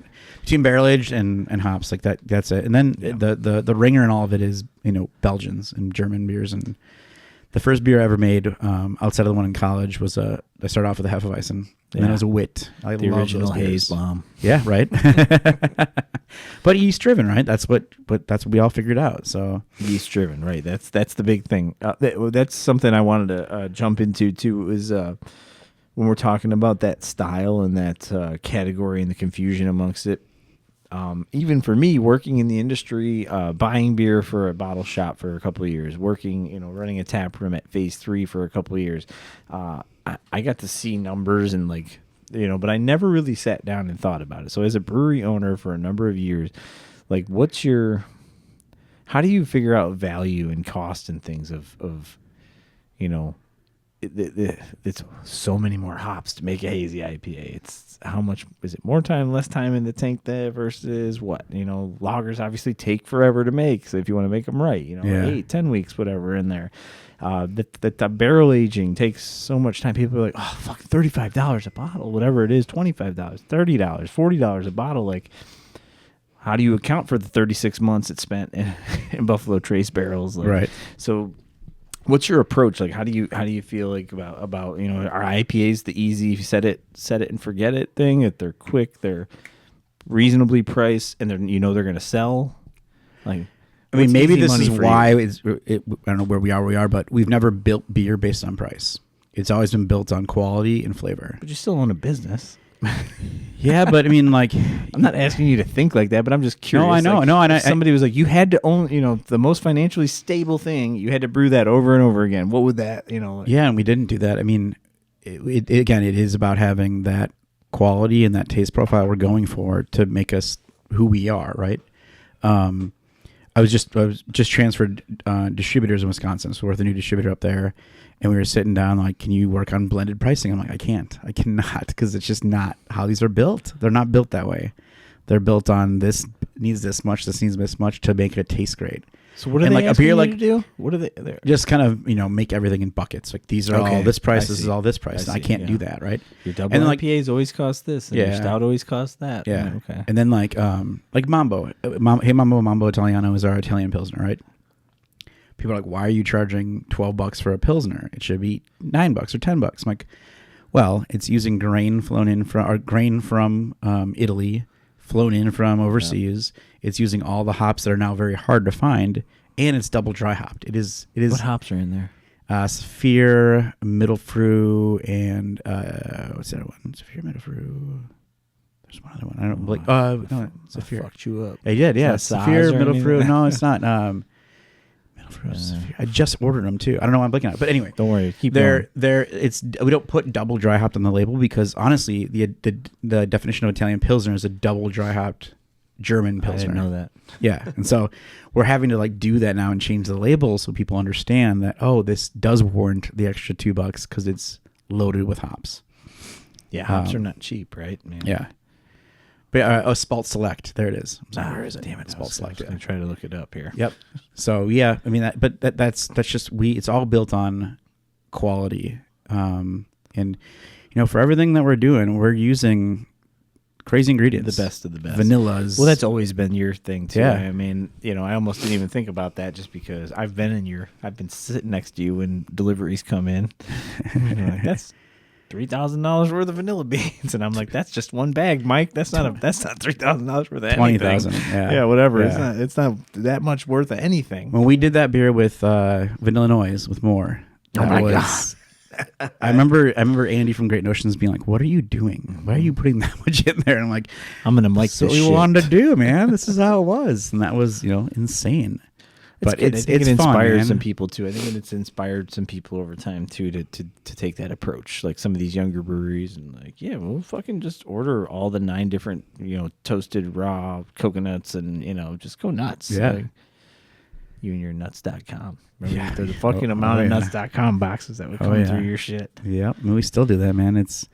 But I mean, I think there's also a good balance, right? We have some beers that have that stuff. There's some that don't. And we have, now that we're almost in 10 years now, if you go to Microphone, you'll see the breadth and catalog and spectrum of what we make. We've got the light lagers. We got Micro Life, which is just a light 5% American lager, all the way up to the barrel aged stouts with crazy adjuncts, right? And everything in between. And so it's just again, we want to make sure that we're showcasing who we are, and doing what we do with beer. And to me, it's fun. It definitely it's hard because, like I said, the Midwest has a very different price point than the coasts. So talk about that a little bit. Like, I know people that are going to listen to this that are into craft beer, they'll understand. But like, if somebody's just like, hey, I just want to listen to this guy that's in a world I don't know anything about. Like, what do you mean by that? Like they're just lower, or like more of an expectation to pay a little bit more on the think coast? I don't even know why it happened. I think it's just we're a blue collar community up here, tighter, right? Yeah, we're smart about our money, and we value things at a certain spot, and it is what it is. And I travel a lot and I see price points, Most guys are getting still like that 23, 24 bucks a 4-pack for double IPA. That's crazy. We're getting 16. As a Chicago consumer, it feels crazy to Yeah. spend $23 for Yeah. an IPA. And we're getting 16. Even that is like, people are like, oh my God, it's so expensive. Hot Butcher did a very, they always maintain that Yeah. price point. I was actually yelling at Jude the other day. I'm like, dude, you got to come up on price, man. I mean, everything's going up, right? So our margins are getting squeezed more and more every year too. But that's wild. I mean, during COVID, even before it, I think when the grain guys would come visit phase 3, they would have like these fucking awful stories, basically like, hey, the future's coming. Yeah. And you're like, wait, what? It's going to be that much percentage more than what we're paying right now? And so that's where you have to get smart, right? It's about how are you going to pass that out contracts, to consumers? bulk buying, that kind of stuff to make sure that you're not, losing too much money in those situations, right? It's tough, man. It's the game has changed a lot where, hops thankfully have come down in price. Yeah, but it was scary there for a minute. And Nelson was $30 a pound. That's you're kidding me? Outrageous, right? Yeah, it hit $30 at some point. Yeah. So but thankfully that's kind of all leveled out. But I've heard a few people locking in like Citra at 13, 14, maybe a pound, a pound, like with maybe secondary buying. The markets, but in contract, like what do you have a Citra contract right now? Yeah, we have Citra, Mosaic, Simcoe, Nelson. Ballpark 10, 15? We're around 11. 15, okay. Yeah. 11, 12. And do you ever have excess and just sell like we go through it. Everything? Yeah, I mean, if we do have excess, we'll bring it in. We'll figure out a way to use it. We use it, and that's where we'll go. Let's just add more hops because why not? Why don't we just start some more hops because we got them? Yeah, no, it's cool. But no, there's new products out there like that Incognito and Spectrum and stuff that you can add. Help you get a little bit more volume and also give you new flavors that were never unlocked before, which is super cool. That's what's always fun about this world is that it's always changing. There's always new products. There's always new hops. There's new grains to play with. There's new yeast combinations. But dumbasses like me don't even realize it. Like you guys are just putting it in the can. Like I didn't realize you have new. Like sometimes Like I remember years ago when Traveling Scientists when Hot Butcher first made that beer, it was like stated on there. There was some company in Brooklyn with the oil. It was like a very concentrated hop oil type thing. I don't know if that's gone away since then, but like it's available. Products like in that now I'm seeing a few breweries advertise thiolized. Yep. Like, that's a process I still don't understand. Tyson's tried to explain it to me. Multiple people have tried to science. Using science, man. I haven't grasped it, but it's like sometimes the consumer doesn't realize that. Like you almost have to like feed it to them and let them know, like, hey, like this is a different thing. Yep. And actually, we were just out in Yakima playing with a lot of those products and seeing how they're made because it is unlocking new alleys into making beer. This is what it is, but we can make this beer on steroids with new products and just be like, holy cow, see the difference. And so we've done that. We've done cryo Mike Check. We've done Incognito cryo, just playing around with that kind of stuff. It's fun. Change a little bit of the marketing and the labeling to let people know like this is a little different version or a little spin-off of it or something. But for us, it's always like always fun and exciting to be like, well, what is out there? Hot Butcher does a great job of it with the hops. They always obviously are some of the first ones to get some of the new hops. It's super cool to see that. They showcase them awesome. We're coming in right behind them, playing with them, doing combinations. Like freestyle. And there. I saw a few things like Ryan and Kyle been messing around with stuff over at Brothership. So but like we had a beer back in the day called Puff the Magic Jasmine, a jasmine puffed rice lager. And we used Sriracha Ace hops, where at the time were fun, unique, different. Now we're going to go back and make that with a different hop because we finally tasted this new hop that they just came out with. It's got, HPC 1019, whatever. That all of a sudden goes, oh my God, let's take that hop and use that in that beer instead of Sriracha Ace. That's going to be what makes that beer incredible. Now it's going to pop. Yeah, and so, it's exciting. It's a lot of fun and there's still that joy of walking into the brewery every day and be like, what can we make today? Well, you've had so much time now in your position as an owner. You've gone through a pandemic where you were down to almost no employees. Just making it work. So what is your kind of roller coaster transition been like from Slapshot and Unune to on the brew deck? And then off the brew deck, and then running, day-to-day shit, and then traveling like crazy. I feel like you stopped traveling for a little bit. I think you kind of maybe you ramped it up a little bit more lately. Like, did not mean to, but it happened this year. But how do you say no to awesome opportunities, right? When people want you to come out there, they're going to buy your beer, they're going to share an experience with you. Like, have you ever heard me tell the story about you at Moore that day? I've told on this podcast, this version of it, and the old one before. Which one? So there was a time at Moore when Sean and Evan were still there before Phase 3. Yep. During, I think it was like Fobab Week, maybe. It was a big festival in Chicagoland, and you showed up to drop a keg off, I think, to get transported probably to Fobab, something like that. They were like the central area that was bringing all the shit to Fobab, and Buckner and the group from from Bottle Logic. I was coming over to get a keg from them for Microfobab. Okay, that's it. That's what it was. Yep, that makes sense. Yeah. So like Justin just happened to be there in a bar stool from Hot Butcher, and then Ricky foreign Cervantes. So Ricky's there, and then Sean and Evan are brewing, and they got the Bottle Logic guys in the house, and so we did the Bottle Logic episode of the podcast, and then you showed up, and I pulled you into a seat, and then I don't remember who else I pulled. If I pulled Justin or I pulled somebody else over to sit down with us, so we did like a little 3-way one, and I just remember hanging out by that little wall, where the brewers, where the tanks are, and you were talking to who's the president? Who's the president over at Bottle Logic? Steve. Steve. There was dark hair Wes. guy, kind of Wes. That's what I'm thinking of. Yep. So Wes and Brian, I think we're talking. Was it Brian Buckner? Brandon. Yep. So you guys were talking, and I just remember you were like telling them about, hey, Lisa wants me to slow down with the travel and all this stuff, and like I'm taking them to Disney. You got to make, Dad's back. We're going to Anaheim or whatever. And they're like, you should come do a collab, and you're like, yep. I'm like, he can't even help himself. No, it's.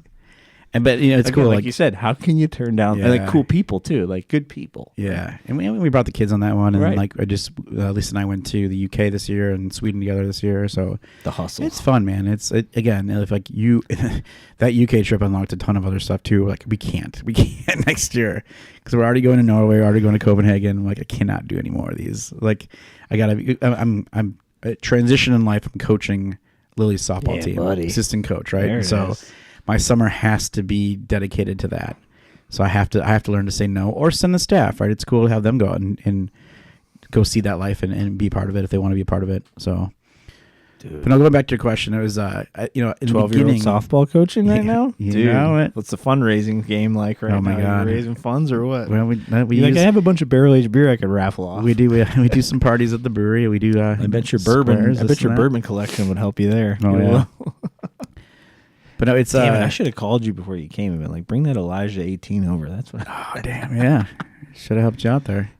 Anyway, sorry, you were trying to get back to the story. Well, I just think it was the beginning was all me, right? It was just that one man wrecking machine was how I felt like I had to be because it was my favorite barrel aged beer that you made. Because I'm a little coconut boy. But then it was like, no, I quickly realized that that's not how it's going to be. There's so many great people around us. So it was the days at Slapshot, Brian and Steve are helping me can. And then Marilee from Twisted Hippo, she's there helping bottle. There's a great picture of her where she's just sprayed in stout. And it was when we were hand bottling Bean Spirit back in the day. Oh, those are good stories. Dude, it took a village, man. It was a village to get it done. I remember just like hand labeling cans and then loading them in the car and going and delivering and coming back and doing it all over again. But it was like those people around, or having Kyle helping out, and then he came around, and Jerry helping out when he could, Fitz whatever he could do. So it was a village, man. There's no way I could have done it by myself. Crazy. Yeah, no way I could have done it. But it was a lot of running and gunning, and then finally, Jimmy, my tasting manager, Jimmy Wojo, the best mustache in the game, for sure, consistent too. He was at Fishman's, and we were doing a lot of events there back in the day. Rest in peace, Fishman's. And it was that transition time, and I'm like, "What do you do?" And he's like, "I don't know, I'll help out." And he hasn't left since, man. I'll help out. What happened to Fishman's? They moved from the one location to a new location, and it just didn't take off. Really? Unfortunately, sometimes life is all about location, right? And great space, great people, but it just didn't work out. So big connection to the big part of the Chicago industry. I mean, yeah. But if you think about it, Jimmy's been with us since 2015, and so crazy. we've had great staff. I think that man, overall, like the staff has been awesome, and I've been very blessed to have some really, really kick-ass creative people. Ken since the day you left. I miss Ken. He had a saying: "If you got time to lean, you got time to clean." That was right, and it's great, man. That's right, Daddy. Man, if you could clone that guy, 100%. Little Ken. Now he's taking two twins, but that's wild. Yeah, like it's crazy. They would travel all over the country, and then all of a sudden came back with twins. So yeah. like, woof. I was telling Darren when Darren was here the story about me and Ken used to at Phase 3 when he'd come help out. We would dress up as biker dude and be on the Flatstone, on the Blackstone, making smash burgers together. Yeah, no, it's great. I mean, COVID definitely put a wrench in things. I mean, I definitely was. We thinned out the staff a little bit, not a lot. We were able to keep hustling, man. I mean, financially, COVID was our best year, which is fucking so sad to say. So weird. But because it was no competition, people were buying direct from us, and people were buying beer like they were going to die because we all thought we were going to die. Well, we were hustling beer, man. You guys were like, I worked in the buying position for a couple of years, and I know a lot of buyers, of beer all over the state, and they would just be like, oh, fucking Mike's so inconsistent. I'm never only going to get beer from him. I'm like, yeah, it's because he's selling it all himself. Like, he's like, why is he going to send it to you if he only makes this much and this many people want it? That was tough, yeah. But it's like, yeah, what are you supposed to do there? I mean, what do you think Treehouse is built on? The greatest I think IPA purveyor on the planet, basically. If you go back and look at that, like we were built on a distribution plan, right? We were making beer, self-distributing it, getting to stores, and going from there. And then once we got our own space open, we couldn't make any more beer. Every beer we made was sold out within that first couple hours. Right. I mean, we were literally packaging, putting the cases on a dolly, bringing it to the front door. Jimmy would come back with an empty dolly and be like, I need more. And so I finally had to bring in. I remember bringing in the guys from Binny's and being like, "This is who we are, and this is what's happening." And they go, "Oh, that's why you're only getting now we get it. None. Now we get it. We're sorry. When you're ready, we're ready for you." So yeah, it was that was nuts. Absolutely nuts. The typical thing would be to look at social media and it's like, oh, Microphone just posted this IPA or whoever it is just posted this can of IPA, and as a a seller, you're just like, oh, well, okay, when am I getting that? Like, yeah, like, well, we only made 7 barrels of it or whatever it is, and so much is going on draft, and then the rest is going in cans. Yeah, that's what am I supposed to sell out of my tap room? And again, we baby stepped it, right? So we didn't want to ever take on too much debt or go too big because we knew that there is a limit to it all, and so we could have easily said, you know what, holy cow, look at the demand. Let's bring in a 20-barrel brew house and ramp this thing up times 10. We saw that fail. That would have been bad, right? We saw that not work out. We got lucky not to do that. Folks. Yeah, and so, that was definitely those moments in time where you go back and if we had crystal balls or this and that. But I like the way we've played this all out. It's been slow and baby stepped and calculated, and doing it in a way that we can control it. But it worked out during that, unforeseen pandemic, like nobody knew that was going to happen, but it was like, yeah, a place like you guys was kind of built for that almost. Yeah. And even like phase 3, like insane, like it's like 8,500 barrels or something that year. Like, it's crazy too, because you sit back and you go like, oh my God, and you had to react, right? And I remember that night because it was our 5th year anniversary. I had just gotten back from Florida. And Florida was still operating like normal. We get back and we're Tampa like, Beer Week. Probably, yeah, it was. Yeah. I remember some people like that were like, "Fuck it, I'm going." Yeah. And we get back and it's just like, wow, this is not what we thought. And so we were able to do our 5-year anniversary, and then that night it was like the message, everything's closing down, and I'm like, oh my God. And it was just like we went from the highest to highest celebrating 5 years to being like, do we have to fire people? Like, what is going on? And thankfully that, we're deemed essential and we can keep going. It's crazy, right? We were all essential workers. I mean, driving, I'll never forget. Like there's 2 moments that I'll never forget about the pandemic is driving down. I live in Park Ridge, the brewery's in Elk Grove. It's 10 minutes away. You shoot down the freeway, you go past O'Hare to get there. Well, first off, there's no one on the road. I've got a little sheet of paper that says I'm essential, and I'm doing 100, 110, 120. Like, why not? And then you look over to your left, and there's O'Hare Airport, and there's just a sea of planes parked for miles. And you're like, how did we get here? There's nothing flying. This is so insane to me. And like just to see all those planes grounded and what they went through. But yeah, and then the beauty is that we were set up. We had a canning line, we had a bottling line, we had a crawler machine, we had a growler machine. We had everything to package. Was there. And I remember calling Blue Label and being like, Blue Label's a label provider that we used to use back then. I'm like, I need to triple all my orders because nothing's going into kegs. Mm-hmm. Everything's going into cans now. And it was like waiting around for UPS to deliver those boxes and be like, here we go. Yeah. Let's do it. And then Hope this canning machine works. Yeah, Charlotte was on staff at the time, and she really took us from never using digital to putting us online. Dude, the old tap room, just bags. Oh yeah, just bags lined up with receipts. That we'd come in every morning, and there'd just be this. Did you guys jump right onto Toast? Was that what the first thing? Yeah, we went on Toast. We got on the website. If you're not familiar, Toast is like square kind of. Yep. But it's kind of the industry standard now at this time. Right.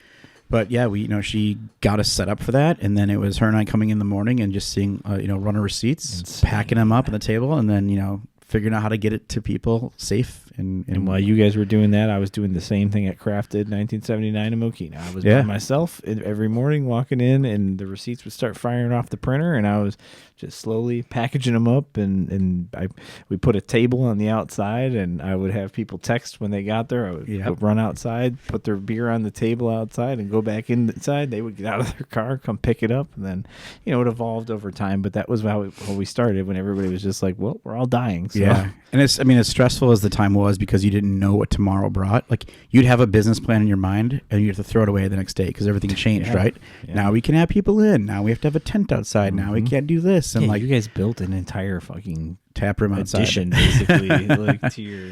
Yeah, we're just pumping through propane you guys out there. hosted that one event. Remember, it was like there was a fucking custom cheese board people there, and what else was it? The charcuterie thing, and then we did Smells Like a Beer's Fest. It was smells. That was it. That was part of that. Yeah, we brought everybody, got a platter in front of them with the cheese board, and then all the beer. Yeah, that was insane. But the beauty was that we didn't stop, right?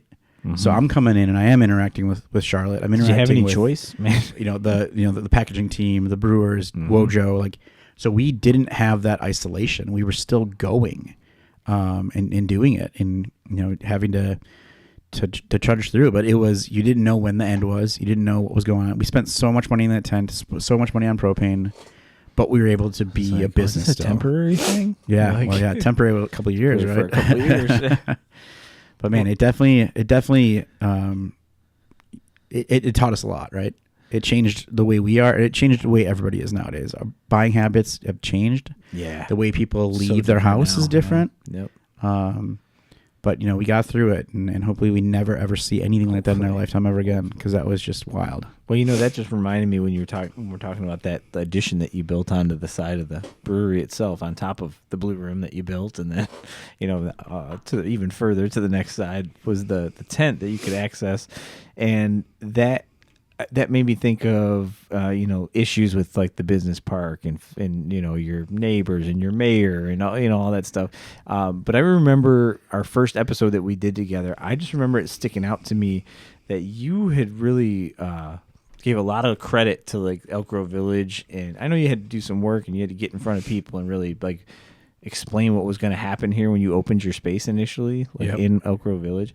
But I remember I feel like you had a positive experience with Elk Grove Village. Yeah, I think you learn quickly. It's not always the case. No, so we here we go. Like I know nothing about Elk Grove Village. I talked to my real estate broker, and he's like, I got a spot for you. It's in Elk Grove Village. I'm like, where is that? Well, it was my stipulations are I didn't want to be more than 15 minutes from the house because Lily at the time. Then we had Miles, but and I didn't want to be in the city, and so that kind of put us out there, and there was nothing out there. Well, largest industrial park in the U.S. There's no breweries, and I quickly learned that there's no alcohol establishments that don't have food. Yep. So I went and sat down with the mayor, and he was not on board at all. And like to quote him, he said, "I don't want a drunk tank in my industrial park." And I was like, all right, well, I guess this is not going to work out. And then the board, to their credit, they were like, no, we'll help convince him, because this is what we do. We go to breweries like Church Street. We go to places like Noon Whistle, and this is like those. What we do, and we want to see one of those here. And eventually, I got a call from the mayor. So I talked to the board, and I talked to the mayor of Itasca. He said, "I'd be foolish to not let you do this, but I've got rules." Right. And so that was part of that. 48 ounces? 48 ounces. It was supposed to be 12 ounces. That's wild. And I said, there's no way I can have a business and get only served 12 ounces. Not a chance. So we got them up to 48 ounces, and we were on a behavior. We had a you would have mark just it off. been brewing stouts. You just been 14% stouts all day long. Let's go. But we got in good graces, and I think what also turned it was that he saw that we are big with charitable events. Right. And when we brought that up about doing that first Pale Popper out there, he was like, all right, now we can talk. Let's do this. And so we donated the money to the VFW to help them get their elevator because, a lot of those vets can't walk upstairs. So they needed to install an elevator at the VFW post there. And we were able to give a large chunk of change to help that. And, ever since then, we've done several events, for wings, for the shelters, for Kenneth Young Center, for, the scholarship fund. And, at the end of the day, like, you want to be part of a community. You want them to embrace you. You want to embrace the community you're in. And I think if microphone closes tomorrow, I know that we at least had our opportunity and did it to give back to our community that we're in. And there's a lot of having that elevator, our stamp on that, and having some of these kids go to college because beer gave back. It's cool. Our community is awesome. And I'm not talking about Elk Grove. I'm talking about craft beer. Beer community awesome. In general. Right. And so we've been able to raise a lot of money over the years and give that back and kind of, be a part of the community. And so it's definitely been a journey out there, but I think we've gotten to a really good point in Elk Grove, and we're the only brewery in Elk Grove, and Yelp awarded us with the best brewery in Elk Grove award. So you still get it, huh? That's cool. It's hilarious. Running unopposed this year. Microphone Brewing. But yeah, we're tucked back in the industrial park, and it's kind of our little sanctuary back there. Do you? I'd like to get in at some point. We'll talk a little bit about Smells Like a Beer Fest and that evolution from Pale Popper and that. But do you guys still like? I mean, you always hold the event the night before for the brewers, right? For the brewers, yeah. Oh yeah, for sure. So I don't remember. I think recently I talked about this on this show, maybe with Katie Carrier while she was on, but.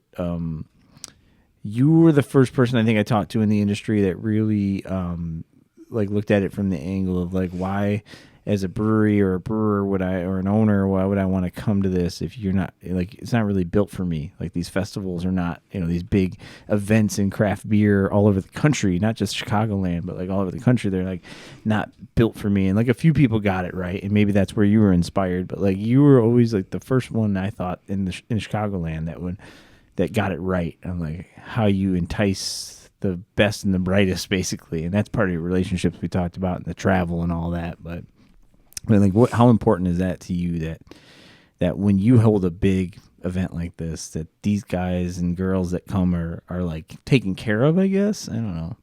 Yeah, what people don't realize is that we're friends, we're family. I talk to these guys and girls almost once a week, a lot of them. We're constantly looking out for each other. My house, I live in Park Ridge. We're right by O'Hare Airport, so people fly in all the time and crash my basement. I wish I would have had a guest book, but the amount of brewers who have slept in our basement, I know I messed that up a long time ago. Shit, you should just add it. Messed that up, I know. But that's the thing, man. These guys are staying at my house. We're cooking dinner for them. We're hanging out. They're checking in on our kids. They're sending little care packages for our kids. All that stuff. And you want to hang out with your friends. You do. This is, again, part of the reason why we do it is to see them and do cool stuff with them, but then also to showcase their product to a market that might not ever get it. Back in the day before the law changed, where we could have guest beer on tap, they didn't have a very awesome opportunity to get beer in Illinois. Illinois was kind of in a locked up area where you couldn't get anything out here. And then the law changed, and I was like, you know what? I'm taking advantage of this because these are some of my friends that I want their beer in front of this market. And so, yeah, anytime we do an event, man, it's hey, guys, we want you here. We pay for their hotels, we pay for their food, we pay for their beer, we pay for everything, and we get them out here, and just to get them out here to hang. And then with that comes, awesome conversations about what are you experiencing in the industry, what are you doing differently, what excites you, what are you into? Hey, I had this issue. What do you suggest? And it just makes us stronger as a network. Group. Yeah, and during COVID, actually, I created a group called Brewers United on Facebook. It was just an outlet for us to be like, what are you experiencing during COVID? How are you getting through? Where are you getting bottles from? Where are you getting cans from? What can we do to navigate this time? Hey, just welfare checks, that kind of stuff. But again, these are the people that we care about, and we want to be around them and then lift them up and introduce them to a market. Do you remember what Was that just a kind of easy thought for you, just as a human, or was that something that like you went to a festival and you're like, oh, this is how you do it, like, and that inspired you to kind of bring it to your house? Well, I think the Pale Popper, the first one we did at Slapshot, was kind of the open door to that, right? Like, hey guys, none of us got invited to Dark Lord. We're not mad about it, but hey, let's have fun for ourselves. We're all interested. Let's get together, right? And again, showcase. So everybody brought a keg or bottles or whatever, and we just kicked it. And I think that kind of like opened the door of like, this is cool. Let's just get a room full of all of us together, hang out and have fun and do it. And then I think looking back at all of it, Neil from Weldworks put on an amazing celebration every year, and they were the ones who would pay for your flight. You would land in Denver. There's a shuttle for you getting out to Greeley. You got a hotel set up. You got a pre-dinner. You got a post-dinner. You got everything. There's a schedule. There's an organization to it. And that was like, all right, this is how it should be done. And if they're doing that and I want people to come to our stuff, I got to follow suit. And so you clearly are talking to other brewers, and they're like, yeah, I love going to Greeley, And it was like 2 years after the pandemic, I was like, let's ease back into the fest, not do the big fest, but do a small, 20 brewery fest. But with this one, I wanted to do something different. So we actually rented a bus. We went up to Old World, Wisconsin, did a private beer dinner up there, and kicked it and just really got to bond, take stuff away. And then after the little fest we had at the brewery, everyone came back to my backyard and we just, we hung out. And it was like trying to just be humans, not be brewers, but just let's kick it. You want to shoot hoops? Do you want to play cards? Do you want to smoke a cigar? Like any of that stuff. This is who we are, right? And so it's always great to get that group of people together and just be together. I don't know. It seems weird, but I love hosting parties. I love entertaining people. Yeah. And if there's new experiences I can show, like some of the people never had Pequods before. I'm like, we're bringing in Pequods for the brewers for lunch that day. And they were like, oh my God, this is incredible. You're all getting oxtail and sweet potato fries. Yeah, man. It's just, it goes a long way, right? Like if you do that for someone, right, they're going to probably do it for you too. And it's not the point of it, but it's just, it's how it is. Right. And then you get opened up and meet new people and have great experiences. And I'm trying to show my kids that too now, right? Like I want them to experience stuff that I only dreamed of experiencing, traveling or doing sports like they do. I didn't do that stuff, but if they want to do it, I'm all there for it. Dad's got you. Yeah. And my dad unfortunately worked his ass off at Miller. He was working 12, 16-hour days. Yeah. I didn't see my dad very often. Didn't have time to go to Sweden? He was second and third shift. And I literally would see his truck driving by in the morning as I'm on the bus. And I would do this like wave. Yeah. What's up, homie? No, I mean, we did our annual trip was to Wisconsin Dells. That's about as far as we went. But the Bobbies went to Branson, Missouri quite often. There you go. Living that life. So you were talking about when you said, being human and kind of just spending time with each other.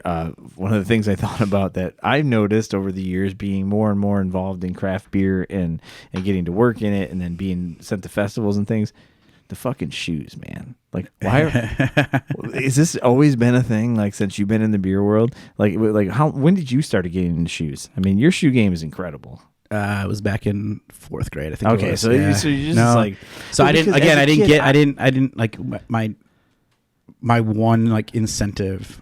My parents took care of me. Obviously, there wasn't like we were living in rags, but I would always ask for a pair of shoes for Christmas. Yeah, that was your dream. And that's when Jordans were released. There was a store back in Mugwanago called Fennels.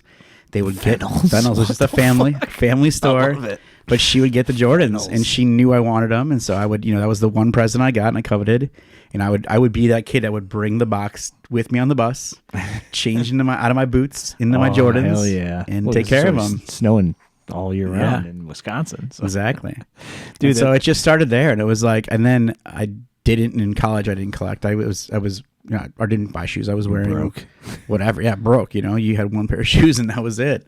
Or I worked at Abercrombie, so it was flip flops. Do you remember your first pair of J's? Yeah. Which ones were they? The 6 infrareds. 6. Okay. Yep. So the 6. Oh yeah. So yeah, black with the infrareds. I got a picture of my brother and I somewhere. I was wearing like a Jordan 23 flight T-shirt with an Oakland Raiders Zubaz hat and the shoes. Yeah. Let's go. And then my biggest regret was not getting the Space Jam Jordans. I was going to say the 8s. I got the 8s? I got Deion Sanders shoes back that year, and that was the like 8s, right, with the straps. Oh yeah. I didn't get those. It almost says like almost like planetary. I didn't get those. And I didn't get the Jumpmans, and I was like, God, because I ended up getting Deion's in Barclays. Yeah, and I was like, damn it. So I wanted those really bad. That was like because I think you must be like 2 years older than me. I bet. Born in '82. Yeah, I'm 84. So, there you go. Nailed it. So I was like I think probably the 6s and the 7s were like my first look at them. Yeah. And my mom and dad, just like you, like they that was never in the cards. But Grandma would buy us our shoes every year. Nice. So sometimes you could work it if the price was right. But, yeah. But the 1 year, somehow I convinced my mom. I don't know if Foot Locker had some issue or sale. They did Olympic. I think they were 7s. They were Jordan 7s. I think they were Olympic, and they had the gold 9 on them somewhere. It was like with the navy and the red and the gold. Yeah. And I got them my mom bought them from Foot Locker for me, and I wore them for like 2 days, and my mom was so mad when she saw the leather cracking, like the creases in the toe box. Yeah.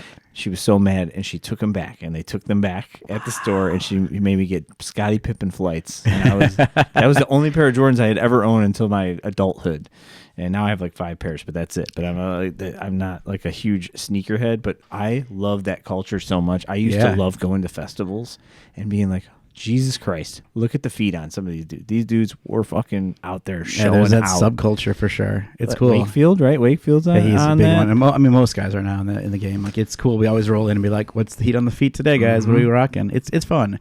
I didn't have a pair for a very long time. And so college, you had to shut it down a little bit. Yeah, and then even post, I didn't. And then I was working on Michigan Avenue, went down to the Nike store, and I got a pair of the cool gray Jumpmans. And I got back to the desk. Wait, do I know it? Like, I'm not versed. It's the same. Not it's the 11s. the patent leather. Not the 11s. But they're 11s. cool Okay. gray. They're all gray. Yeah, the cool gray 11s. Okay. And I remember sitting at my desk and be like, and again, I'm like, very little money. I'm like, I can't. I took them back. Oh, what were they, 230 or something? Yeah, they think 300 at the end of the day with the tax. Shit. And I was like, you know what? I can't. I won't. I don't have the ability to wear those. I can't get these. Like these, right? So I took them back. Yep. About, right? I took them back. Yeah. And the guy at the Nike store is like, "You really want to return these?" Because I was a size 11. Here wants yeah, them. I'm a size 11, which is kind of like the standard size. Yeah. And they're like, "You really want to return these?" I'm like, "I have to." Keep telling this story. I got to go get a bottle opener. Yeah, I want to open this barley wine. Yeah, you don't need to worry about peeling the wax. I'll help you with that. I'll walk you through our wax. Yeah. Tell the story. Talk about Jordans.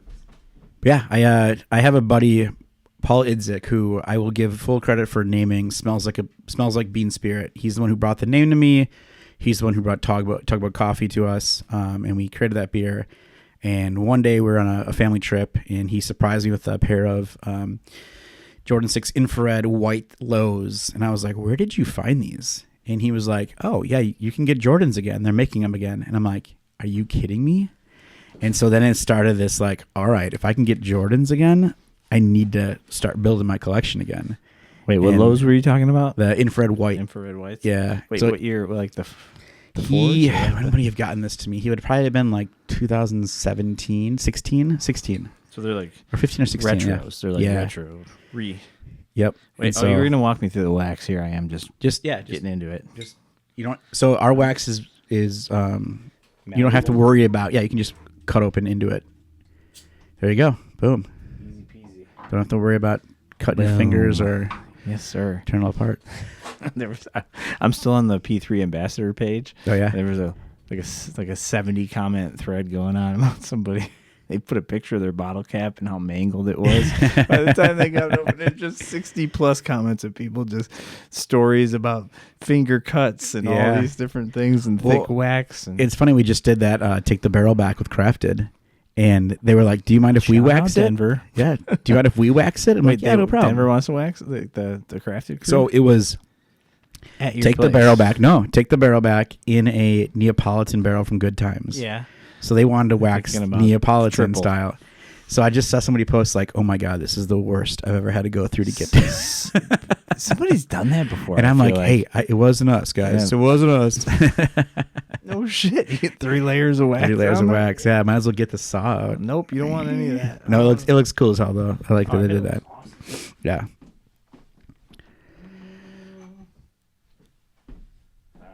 Oh, there you I go. had to get Proper some glassware, tasters. baby. Let me Yeah, get I a like little it. I like it. Why not? I try to treat the podcast like a true hang. If you got to get up and walk around for a second, you got to get up and walk around for a I second. dig it. No worries here. I'm gonna end up spilling this into my oxtail. You might be onto something new. Boom. Oxtail soaked in beer. With I actually use beer for a lot of cooking. double barrel barley wine.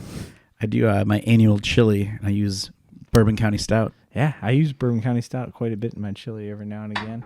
I had a friend of mine who moved to the he was with Goose, he was a sales guy for a while, and then he moved to the Budweiser side, and he just had, I don't know, it was just weird. He randomly had we're transitioning the little guy to a big bed, and he had a twin mattress. He was like, I'm trying to clear out my basement. That'd be like a favor almost if you take it. Yeah. So I went over there and grabbed it from him, and he's like, hey, I got 2 cases of Bourbon County for you if you want them. They're just sitting in my basement. I'm like, yeah, I'll take them. Nice. So one of them was like pretty much all like 2021, regulars, but then the rest were like different variants, and a bunch of the, the double barrel Knob Creek ones, and the some of the recent like black ones, the sexy like, boxes, yeah, the nice boxes. I'm like, damn, dude, like that's a nice gesture. I'll take them. I mean, that beer means so much to this industry. It's incredible, Yeah. Especially this Chicagoland. But I mean, the whole industry, really. Yeah. I mean, every festival you've ever gone to, every stout-focused festival you've ever gone to owes a lot to this. Can I tell a fun story about that? I would love that. All right, so we do Smells Like a Beer Fest one year, and Goose joins, but they brought out, cheers. They brought out Green Line and 312. And so I didn't invite them the next year. They're like, why didn't we get the invite? I'm like, I don't think you understand this fest. Like, we are flying people in. We're having them bring heavy hitters, and I don't want your employees to be subject to not pouring any beer because no one's going to go over there and do that. And they're like, oh, And you want are gonna be something kinda sexy? pissed and say something stupid, So then they sent 2013 prop, and that was like they the coconut water. they poured it, like, and I mean, it was like the table's getting pushed back. Everyone's like flooding them. I think I was there for that. And actually. they took over that fest. It was awesome. Steve Miller was like pushing the table back to like, Incredible. guys. But Wait, was that Pal Popper though? no, it was Smells Like Beer Fest. Yeah. So they I got was it probably then. there then. Yeah, I mean, that beer, like, if you can find vanilla, OG vanilla, like that beer, Yeah, nothing VR, beats yeah, that, yeah, man. That's King Henry is still number 1 on my list.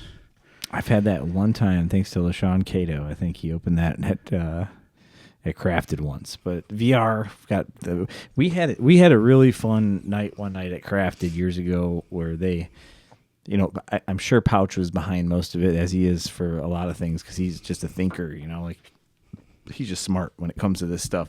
But a group of us got together and they figured out how to get enough for 20, I think it was 20 of us to have, a reasonable amount of each variant of Bourbon County ever created. So, Wow. So we had to get three bombers of OG Rare from there all the way to, 2018. I think maybe it was at the time, 2019. So there was like 3 or 4 bottles of each once they moved to the 500 milliliters. But it was one of the greatest beer nights I've ever had in my life. It was so cool just to be able to, have multiple bottles of each of those on the table and 20 guys just hanging out in the corner crafted on like a, Thursday randomly. Yeah. I mean, we all have like pictures behind it, like, the whole setup because we put yeah, them the all, kill like, shot. organized.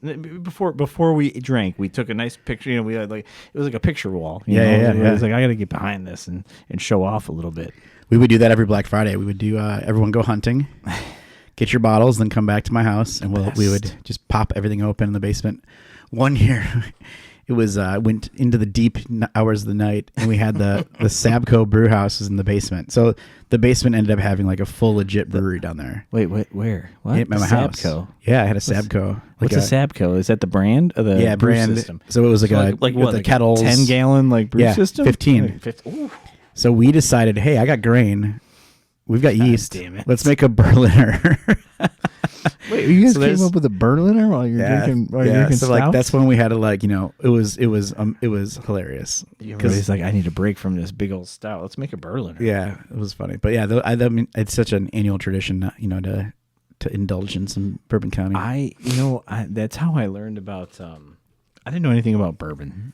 Like I knew, I liked bourbon, but I didn't know like the world of it. And one year while waiting for Bourbon County, we were in like the Binny's in Plainfield, I think. Me and a friend would just meet there every year, like 4 a.m. or whatever, and we'd hang out with the line and we'd share and drink and, you know, sit in your bibs or, you know, in your hat and gloves. And we were like in the store, you know, that's like transition. You're like taking off your hat and gloves. You're sweating your balls off. You're a little drunk. It's fucking 9 o'clock in the morning. Yeah. Hoping to get those variants, hoping prop's not gone when you get up there. And he's a fireman, and one of his fellow firemen walks up and he's like, man, they had a bottle of, you know, this Weller Green Label over here. He's like, it's like $25 or something. And I'm like, is that good? And he's like, yeah, you can never find it usually. This was even when it was more prevalent. You know? Yeah. Before people were like obsessed with it. And that was my like first insight into like, oh, I didn't even understand bourbon. I was like, well, if it's good, why is it $25 or whatever? Yeah, right. And then now, I mean, fast forward, it's the most ridiculous thing that I enjoy. Yeah, beer was a great bridge to that, right? I think it's not a good thing. I'm not proud. I'm not proud that I like bourbon. I hate the way bourbon is, you know. It's like it drives me crazy. I mean, you're a man who has a lot of connections. I'm sure you have some people that if you really needed a bottle, you could call upon for not like. Yeah, but I'm not. I'm one that I know you would pops them open. I'm on that pops them open and shares them. So like, yeah, I've gotten my hands on Pappy, but it's usually like, all right, let's bust it open at the staff meetings or staff outings and share that out, right? Yep. What I love about it though is it helps your palate. It helps you understand the nuances of spirit characters. Oh my God, it's incredible. Good segue into the what did we just open? Yakety Yak double barrel barley wine in cognac. That's the yak. This is lovely, by the way. It's yak. Really good. Duh. I was trying to be like, how do we spell it, and like just be like this because it doesn't make sense. No one would get that if I spelled it the other way. I definitely wouldn't have put it together if you didn't say it. Cognac. So I was aged in journeyman barrels and then cognac barrels. But yeah, 35-gallon journeyman. Nope. Or they don't mess around with those little guys. The big boys. Yep. But no, you mentioned line culture, man. Like, don't you miss that? Oh my God, it was so much fun. The best. Yeah, honestly, the best. Even as like we own the brewery, like it was like, all right, we'll get in. We'll get in early, get everything set up, and then you're like, holy shit, there's already been 50 people here? I know, we've been here all night, man. It's been awesome. Like, all right, I never got to do a microphone line. It's a regret. I never got to do a microphone line. So I started being like, all right, I'm going to have coffee and donuts for everybody, and then just like, walk the line, say hi, and then I back then we did the backdoor releases. It was like I was the one checking IDs, but you met so many awesome people through that. I miss the line culture. You guys could get a line for like IPAs, though, couldn't you? Like, not even. The craziest story though is when we did our first variant of Smells Like Bean Spirits. We did vanilla. God damn it! I'm sorry. I'm judging myself. I was on the wrong camera for a minute. But anyways, yeah. Oh, dude. Like, you're talking about the year that you did the 12-ounce bottles? No, it was the first year, 17. Okay. We go up to Screw City, so we're in Rockford. So I didn't know you at this point. Yeah, it's me. Yeah. I think I forget who was with me, but it's me and like two other of my staff members.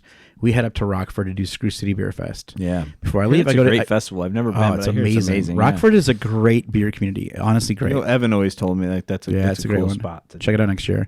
But Jimmy, I'm like, you good? He's like, oh yeah, we're great.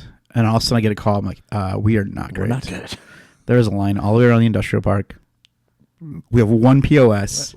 What's happening? I think we might need to reduce the bottle numbers. I'm like, sure. Yeah, go ahead. Go from 3 to 2. Well, that was not a good idea. So you had to limit 3 bottles per person. A 750 of a one-off, not one-off, but a variant of Smells Like Bean Spirit. Okay. And then you took off to Rockford. I thought everything was Jimmy's great. Like, oh, man, it's under control. Yeah. And then no, it was not great. It was just one of those like, oh my God. And it's one of those moments where like, all right, we can learn from this. Let's get more POS. Let's never change the bottle count if we had mentioned that ahead of time. How did it come out? Like, what happened? Like, it just people got slow? upset. Just slow and anger. It was slow, and then bottles sold out fast, and there was a lot of people that didn't get bottles, and it was just like, oh my God. But it was a learning, right? We learned, okay, we're going to do this in the back now. We'll have multiple POS stations. We'll have better internet for it all. We'll have boosters. We'll have bottle limits that are set and not wavering from those. But I just remember being like, you feel great. Like we had kicked at Rockford. We're like, yeah, we're already done. We're coming back. And Jimmy's like, what'd you have? Do you remember? Get back here now. remember what you had at Rockford? No, that was so long ago. I get it. We usually bring like as many beers as we can because it's such a good fest. Every time we go up there, we have such a good time. But yeah, man, show out a little bit. I miss line culture. I really do. I thought it was just a fun way to, to see people, hang out, catch up. I remember coming to your place once you and I had had a relationship and done the podcast for the first time. Probably I had a little bit more leeway to come just show up and pop in for special things. And I remember coming the day that 450 came. Remember that? Yeah. Yep, dude. That was a line culture right there for fruit beers. Yep. How fucked up is that?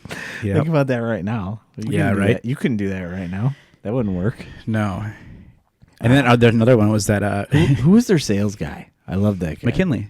Yeah, he was is he great. still around? What's he doing nowadays? He had that bar, and I don't know what happened with him, but he was a good dude. He was awesome. Yeah. I love that dude. Good dude. I remember. I think that might have been maybe the first time I met Ale. Yeah. Oh yeah. I love that guy. That guy's great. Here's a funny story with line culture. We do the more vanilla noise release. Yeah. And this Sean's there. This is the first barrel aged one, or the first 750 regular non-barrel aged? Just first non-regular. It was kind of blue and black, right? The bottle. It had like an interesting color, like tealish blue. Yeah. Like a microphone. So I have Jimmy snap a photo of me and Sean in front of the microphone sign. Mm-hmm. I'm like, okay, we're gonna go in the back. We're gonna handle the line and say hi to everybody and whatever. You go ahead and post it. Well, he posts it. We go through the line, sell out the bottles. We're all having a good time. Sean and I are like drinking beer, having a good time. And then all of a sudden I look on Facebook, I'm like, what the fuck just happened? Jimmy spelled Sean's name wrong. And then it was S-E-A-N? It was like, or did he put S-H-A-W-N? Mike doesn't even know Sean's name, blah, blah, blah, blah, blah. And then Sean's like, dude, this is hilarious. He's like, I emailed Sean from Hill Farmstead and spelled his name wrong. So nobody knows how to spell Sean. There was a great ambassadors in our like whatever. There's like 400 or 500 people in the ambassadors group for phase 3 when I was running the group, and there was I don't remember what the event was, but it was outside. It was like at a place. It was outside, and whoever it was, they brought. But Sean didn't go. So Jeff Abruzzino was their original sales guy, right? So Jeff was at the event, and maybe Evan was there, but there was one of the ambassadors posted a picture in the ambassador group, and they're like, "Oh, so awesome to hang out and meet Sean, and like he was great." And it's a picture of him and Jeff with their and the whole thread's just ripping this guy. Man, those are the days of you check your social media and you're like, I really hope I can survive what I'm about to read. Oh yeah, you guys. I mean, I was totally a perpetrator of it. You guys were like collecting baseball cards for me. You're like my favorite people were the brewers, and these guys from doing the podcast, obviously. But I mean, you didn't let me down though either. Once I got to know you guys and had relationships with everybody, it's not like I was disappointed. You just say never meet your heroes. Yeah. So, don't meet Jordan. Like Jordan can be an asshole, whatever. Like, well, I think most of us are all fans as it is, right? Like we're the ones in line. We all were the ones who are chasing these beers too. So like we are totally one with you guys. Yep. I mean, I remember standing in line at Goose people Island. Understand that all the time, but yeah. Yeah, I remember standing in line back in the day to get Goose Island. I got Pierre Jacques and then 2 bottles of King Henry, and like I was in that line forever. Like it was. I miss those days, and it was so much fun. But yeah, no, I mean, I think we all came from that same mindset. It's around the same time that we all started, right? That 2015 to 2018 time frame, right? Your guys' class is like, the Eli Manning, Ben Roethlisberger, Philip River, like that like quarterback class that like, holy shit. You know what's cool too? Can't believe they all came out at once. We're all celebrating 10 years right now. Like it's awesome to see. So everyone's popping off some crazy anniversary parties. Yeah, you're going to see some fun stuff right now because like, DeGard's doing their 10, Weldworks is doing their 10. Wow. Yeah. Wow. I haven't had a DeGard in like 5 years. Do you find I have issues now with like, not that I have issues. I hear a lot of people say they have stomach issues with like, milkshakes and stuff. Yeah. No, wilds. I'm wild, just like the wild ales and stuff. But I mean, that stuff. That's one though. I think we always knew that you have to have a bowl of Tums out in the bar. Bacteria, fermenting, but just that acidity, right? But that stuff always blew my mind. Like when I first had it, it was just like, whoa, like who even thought of this? You had Upland back in the day. Remember that stuff? Well, that's just acid. That was just acid. Punch you right in the face. Like kiwi, whatever. Oh, I can feel that right now. As you said that, I can feel it just right now. and I'll just to continue to promote my friend Mike Pallen. Like the best beer fest experience I've ever had was my first Smells Like a Beer Fest. It was I'll never forget the day. It was the best. Like we talked about Jeff earlier. I met Jeff Hardesty that day, and he found a way to give me some 4-packs of beer. That he was finishing up like his Siebel class that day. Oh I was able to stop over. Yeah, dude. He brought he had the bus bin with 4-packs of 2 IPAs. And when he was like packing up and the thing was closing down, we were all drunk and we're just like, can we just buy all this off of you? Like, yeah. He's just like $20. $20 more back. And we're like, we'll take it. Nice. And we went over to Kuma's too and destroyed some burgers, but it was the best. I mean, it was like 60 some odd breweries. It was in like a perfect L formation. We had a line culture right at the beginning where we all sat there and waited to get in when you guys opened. And I remember watching you guys as like, maybe not you were probably busy handling some shit, but I see you flash by every now and again. The little tables were kind of set out outside the tent, and like Love and Good and Brandon Banbury and Brando and all these these guys are all just drinking. It's 11 a.m., 12 a.m. or 12 p.m. whatever, and they're all drinking High Lifes, waiting for to let these idiot beer nerds come in, and everybody ran right because the way you had it was like alphabetical, and that L where the L connected, it was like M was right there, so More was right there, and that was the year they did Karma, and people just fucking blew that line apart. And then it was like Weldwork was all the way to the right, and then you go Wakefield was there all the way to the right. You're like, holy shit, like who brings this to Chicago? Nobody. I remember doing like interviews with brewers at that thing, and then Pete Faber, Barntown Brewing, was with him, and then just like I just burst into tears. I was just like, he's like, I get it, man. Like think about what we've done, and think about like how much fun we've been having, and to have all of our friends in one room. It was such a cool doing festival. This. Hell yeah.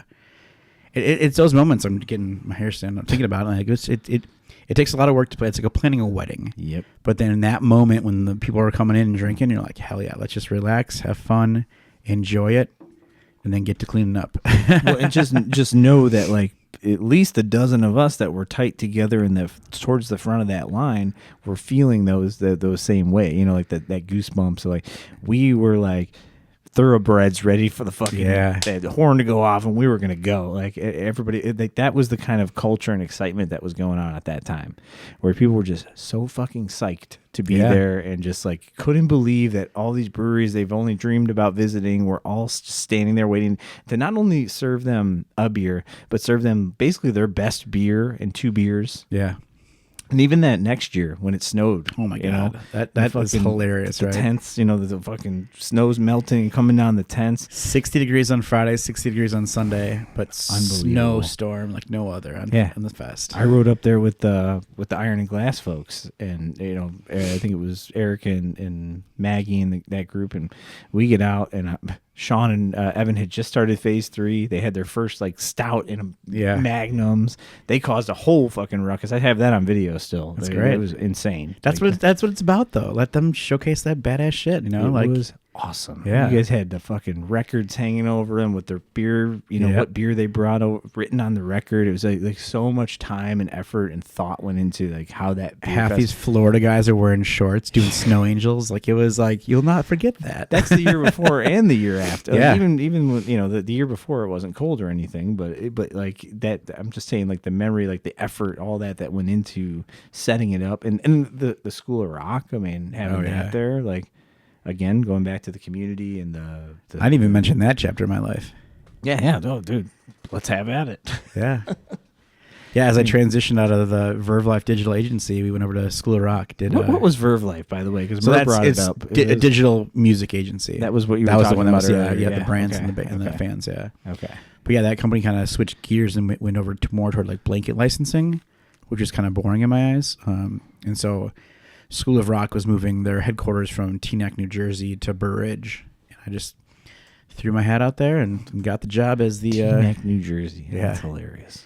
So yeah, it was cool. I was doing a lot of the I was working on their Facebook and YouTube and Instagram, but then also teaching the new schools how to run marketing. And what I created out of there was a thing called Your Story. So every kid who joined had their own story, why they joined, what got them in music, why they like it, what they're still doing with it, all that stuff. And so when I started really going hard with microphone, I tried to apply that whole Your Story thing to the brand. So a lot of it, it still has my voice, right? I tell the story from me. this is why I made this beer. This is why, or we make this beer. But there's also sometimes where I get more personal and I say like, this is still why we do what we do. And I tell from that perspective, because it is, everybody has their own unique story. No matter who you are, what you do, we're all different and we all have a story to tell. And so that's kind of how in the beginning I was telling the story of Microphone. Here's why I got into it. Here's why we're making these styles. Here's why we're linking up with the people we link up, and here's what we're doing. So, but obviously as the years go on, it becomes more of a family and it becomes more of the we side of things. But there's still times I dip in and, like the thank yous at the end of the year or certain things, like I'll jump in and say it as my perspective just because it's still, a big part of who I am and my story. Yeah, I mean, and then to have that, you take that old piece of your life and then you were kind of rolled into this big, I mean, you'd say it's the biggest event that you do every year, right? It's Smells Like a Beer. Oh, Fest. Yeah. So, I mean, to have like School of Rock there and raising the money, and it's like, you don't even think about that when you buy a ticket, when you come there and you get blackout drunk on the greatest stouts on, in the country, and you're just kind of like, boom, boom, and there's some kids playing guitar or something in the middle of it. You're like, maybe you don't stop and even pay attention as a consumer, but I mean, there's real money going into the community, going into Elk Grove Village, going into School of Rock. Yep. I mean, like, my favorite part of that was most people are like, "Oh, kids performing, come on, guys!" And then at the end, they're like, "Oh, one more song." Shit. They just play Whipping Post. They just played Sabotage. Yeah. This is awesome. They were killing it. When they did Sabotage, the whole crowd was just going nuts. Bananas. Yeah, that's awesome, right? Oh my God. These kids love to gig out and play, and they can play some of the most badass music. My second favorite Microphone event was the block party. Remember the dunk tank day? Yeah. Remember that? Yeah. You're always 90s block party. You're like, let's get in. I'll get in there. Why not? If it's raising money for charity, yeah, get in there. I had Zubas on, and then it was like hot cups, so I cut my Zubas. But no, it was a good time, man. It's all about, again, doing things that we can bring people into the mix, and then also give back at the end of the day. All right, so let's talk about this barley wine for a second. Let's at least visit it now that we're drinking. I know you mentioned double barrel, you mentioned the cognac side of it. So here's from a consumer. Obviously I'm a little closer to craft beer than a lot of people, maybe, than some consumers, but from a just consumer level, like I haven't been in the industry fully for a long time. So when I watched you guys, I think it was the first Blends a Lot. Was that the first metal, like kind of metal? Yep. You guys have always been known for obviously the hazy IPA early on. You guys were some of the first people to really like push out some of these stouts that have cool and fun, goofy stuff in them, right? And people loved them. They sold everything sold quick, but then all of a sudden you guys get recognized for a beer that was just literally put in barrels, brought out of barrels, and then served. Like, what does that mean to you to be able to like serve such a vulnerable product almost? It's like to be recognized for something like that. Yeah, it's the ultimate, man. It shows that we can make a good base and then understand that our palates can come together to build that perfect blend. So it was tough because that was a COVID year. We won during COVID. And what I really wanted was the recognition for, Mike and Matt and Kyle and those guys at the time to... You mean Hot Mike? Hot Mike. I'm so he's funny. Hot Mike, Sexy Mike. I just learned that recently. Yep. Hot Mike. But I know we have amazing barrel aged beer. And so that finally get that recognition for those guys was like, all right, we're doing it right. We're putting the time and the energy and effort into it. And like when we first started, we had no room to do barrel aging. So we had to find some space. And then we had no time in the production schedule to do it. So we had to finally carve out some time and wait, right? And so at the time we were told, all right, put a beer into 8 barrels, let it sit for 8 months, blend it back in. 8 barrels. Release 8 it. barrels, okay. And that was it. As time went on and I, talked to other people and I talked to this and that, I found that tasting through barrels blindly would lead your palate to pick the perfect blend. So what we typically do is we'll sit down. Somebody will pick 10 barrels from the racks. At one point we had 220 barrels filled. We have about 160 right now. But they'll pick them. They'll have a little master list set aside. And then they get it mixed up. And then we taste them blindly. And we write our individual notes. And then we pick our top 3 or 4. And then we come back together and say, all right, what are your top 3? What are your top 3? And sometimes we have the exact same 3. That's we're wild. not far off, right? That's wild. But and it's funny because it could be the same base stout, it could be the same barrel type, but it just be based on where they are in the racks, they taste different. And it's so much fun to let your palate guide you to what is going to build that perfect blend. And so there's obviously beers like Bean Spirit that, we'll look for the best bean barrels to make a blend, but we know that is going to be built on, all right, we need to have these notes to make that beer. But when it comes to Sir Blends or Slappa, those have to fill different slots. We need oak. We need booze. We need to have sweetness. Spirit. When you say, I have a hard time with this because I talk about spirit character and I describe things with but then I always conflate like booze and spirit character. Yeah. Like, is that the same thing or is it? Well, there's a difference, right? Right. Because I feel like this is a bourbon character. This has almost like this has an alcohol burn versus this has a woody characteristic. 100%. Yeah, so there's definitely that, like, you search for that Kentucky hug, right? If it comes down and gets you, you're like, yes, all right, we need that there. But we also need a little bit of residual sweetness to kind of balance that. Or we need caramel notes, or we need vanillin. And then there's those barrels that just, you smell them and you're like, that's a barrel. Are you, I know you probably have some relationship with Mike Pallen from Pipeworks. And not only do we share a name, we also share a birthday. Do you really? Yeah. Maybe I wonder if that's already come up in the podcast at some point. But he was the first person to really kind of blow my mind talking about blending and moving through the barrels. And obviously they had a library there for a number of years. But that's that's what you were the way you were just talking was reminding me exactly of the first time I sat down with him. Yeah. That was before he was still with Pipeworks, and he walked me through after the show, and we went through and he lit some nails on fire for me and pulled Jones Dog stuff for me and all this. And I mean, it was the first time I was ever just blown away by watching a human describe what you're talking about right now, is like talking to the barrels almost and listening to the barrels and being like, that's screaming for coffee. That's chocolate forward, whatever it is. Like, I just haven't had that conversation with many others. Well, and as you know, we've gone down the path of putting everything in beer, right? Yeah, from fried chicken to Rice Krispie treats and fried chicken and hot sauce. But then as I got deeper into the bourbon world and I was doing tastings and picks in Kentucky and Louisville, I learned more that like every barrel has characteristics that we're already looking for. We could spend $20,000 on vanilla, or we could get vanillin right from a barrel for free.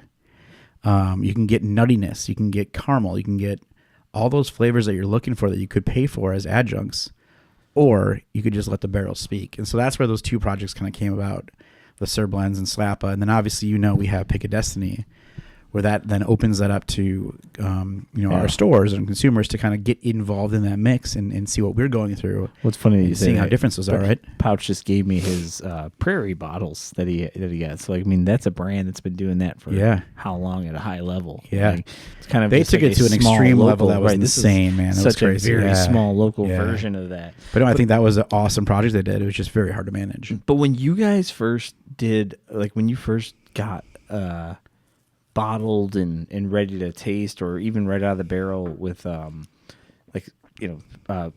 Blends a lot the first time. Did you know? Did you taste it and you were like, this is like something here, guys? I percentages? I want to be confident and stuff, right. But you need to have industry people tell you and help you. So I remember taking Sir Blends up north with some friends. Okay. And one of them pulled me aside and said, "This is going to get a gold medal." I was like, "You're blowing smoke." He's like, "No, not at all." Are you just like not saying their name on purpose, or like? No, I don't think it matters to the story, but that's fair. And I was like, "You think so?" He's like, "Oh yeah, it's everything that I would want, and this is perfect." And then that got that gold. We're like, "All right, hell yeah!" And then this year, honestly, I really all you did. Were you like, "All right, hell yeah"? Or is it more than that? But you never know until you win, right? It's like going to these competitions is such a crapshoot. You could have the best beer on the table, but it might not appeal to the judges, right? So, do you want more of your double barrel? Sure. I mean, I feel like I'm. Are you having more? Yeah. I'm not going to sit here and let you do it by yourself. So then, I just realized you were empty. This year we submitted Barrel Aged Mom Spaghetti, which is and I guess I probably didn't even tell the story about this beer as much as I could have, but it was like I'd love to hear it. A 7-year project, right? I like M&M just as much as the next one. Right? So we decided to make Mom Spaghetti, which was a kettle sour with using Levi Funk's Funk Factory Gooseria, his lacto blend. I remember you blowing me away with the conversation about the shirt. Didn't you guys get pictures of each other? Yeah. Oh, yeah. Anyway, sorry. Small world stories there. But then we ended up using a yeast blend that was from Hill Farmstead, which I got in trouble for. And then we used Logsdon's bacteria too. And so that created... God, I forgot about that. Created a Solera in a tank, right? And so we let that kind of incubate. We pulled some off, did some stuff with it, did mom spaghetti, then let that sit. Well, then people didn't really care for sour beer, right? So like we've got a 15-barrel tank full of our Solera that we love, but let's tuck it away. So we put it in wine barrels, let it sit in those for 3 years. Mm-hmm. Then we racked it out of that onto fruit, sat it in a tote on fruit. You just said 3 years? Yeah, 3 years. Oh, and then it sat on a tote for a year and a half on fruit. And then it was bottle conditioned for 6 months. So like one of the plastic totes? Like no, we have stainless steel. Oh. Stainless steel. Like the ones that Renee has? Yeah, exactly. The newer spot? Yep. Yeah. Okay. So then it went through. We had to constantly pop bottles to see if it was carved enough, and finally it was carved. And then we tasted it. And we're like, "Holy shit! I think this is good." Did you think that you were ever going to get there, or were you kind of like, "This is probably going to in a no idea, right?" Because we somewhere? have dumped several of our sour barrels. They just it's a delicate balance of time and acidity and that kind of stuff. And when we were first brewing them, people liked the acidity. Can't you add coconut to it? No, definitely not. Totally kidding. Yeah. Promise. But so then I was like, all right, again, I need validation. So I took it up to Levi, and he was like, "Oh my god, dude, this reminds me of our beer. This is awesome." Oh, okay. And I was like, "So should we submit it?" He's like, "Yeah, I think you should definitely submit it." And so it made it to the final table. Just didn't get a medal, but in at FOBAB. Yep. Okay. This year? Yep. You're talking about this year. Yeah. Yep. But in my heart of hearts, I think it turned out incredible. Table. It says it in the judging. Oh, nice. Yeah, the judging notes will tell you. It was like made it to the final table. It just didn't get picked for medal. There were other beers on the table that got picked, is what it says. So it made it into consideration. But that's like a project, man, right? That's like, so I come from a family of car builders. That was a lot. Yeah, I come from a family of car builders, and so I know payoff doesn't happen within certain amounts of time sometimes. Yeah. Well, there's this Riddler Award, right? So in Detroit, these guys who build these cars, they cannot show it. They cannot post any photos of it. I don't even know what you're talking about. The unveiling is in Detroit at this show. Ooh. The minute you take it off, then it gets judged. And if you don't win, dude, these guys sell it for pennies on the dollar and get ready for the next project. Holy shit. Because it's over. They're like, done. I'm done, dude. But can you imagine that? Like, that's brutal.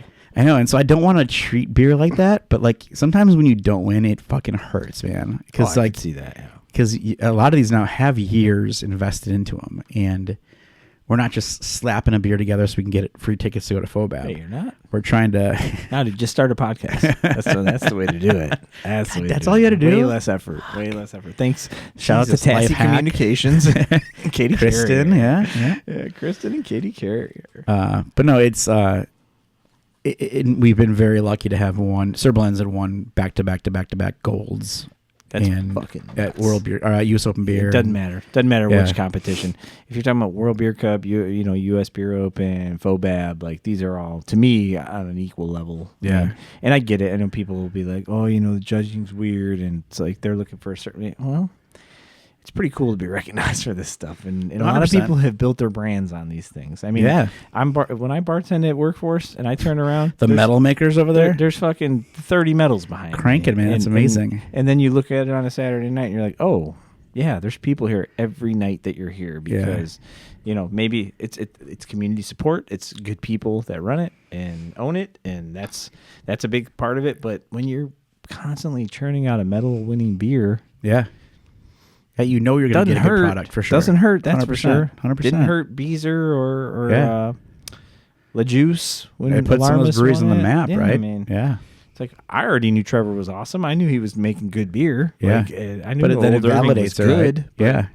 For some people, they need to know that. People that are shopping at a grocery store now are like, oh, that's the best version of that beer? Like, maybe it's not, maybe if we all got together and we blind tasted it wouldn't be the best beer. Yeah. But it's that good, and I'm glad that it's bringing more people into the tent, Yeah, for sure.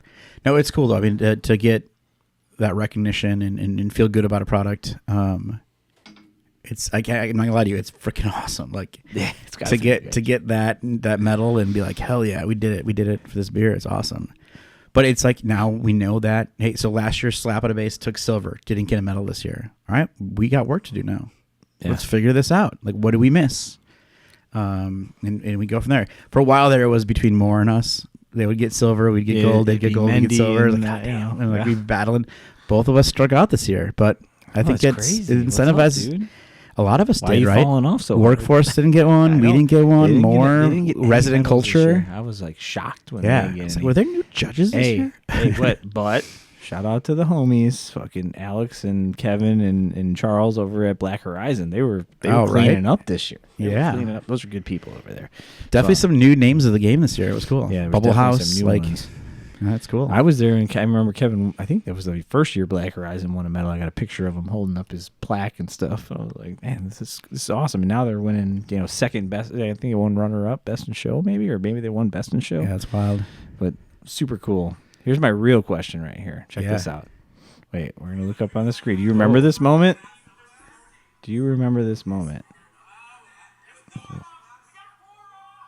Oh yeah, I sure do. This was we got the Lukers. Josh was so like, God, I hope. I wasn't sure if he's about to ice me here, he was or just if so he's about that to. You were going to be so distracted by like the chaos and like and the need to make sure everything works.